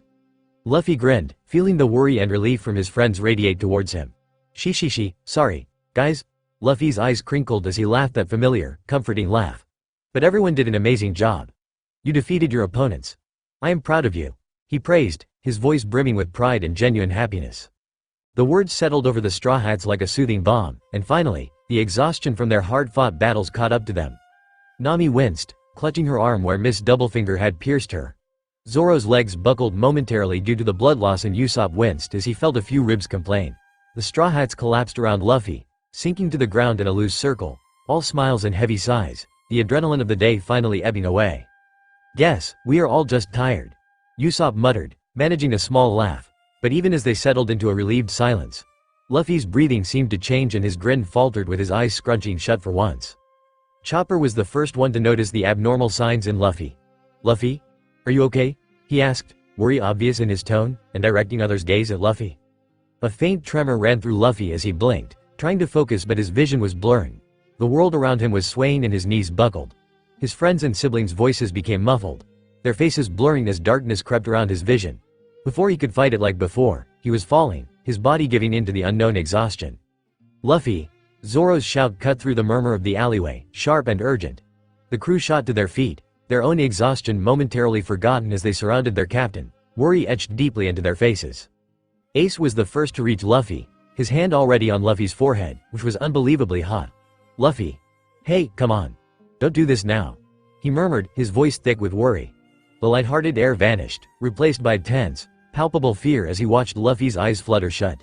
Ace was shocked for a moment, not believing the unbelievable gray flicker in his irises which he saw for a moment. Chopper immediately jumped into action, his tiny hooves checking Luffy's pulse and temperature with practiced precision. "Kuma-san, what happened?" Sabo questioned, seeing how Kuma's eyes held something akin to knowing. Something had happened for sure because fighting a weak warlord like Crocodile was a piece of cake for Luffy, not exhausting. Was it the rain then? But how? Luffy was never exhausted whenever he did these, so what had happened? Kuma didn't know what to answer, as he watched the Straw Hats, Ace and Bonnie fret over Luffy. He knew that something had happened. He had seen Luffy's eyes flicker to gray twice now which had never been there. "I dunno to be sure, Sabo." Kuma finally voiced out, feeling the concerned gaze of Sabo on him and Luffy. Only Luffy can answer what has happened. "Chopper, what's wrong with him?" Zoro's voice was uncharacteristically strained as he hovered over Chopper, his concern deepening as he noted Luffy's shallow breaths. "He is out cold," Chopper answered.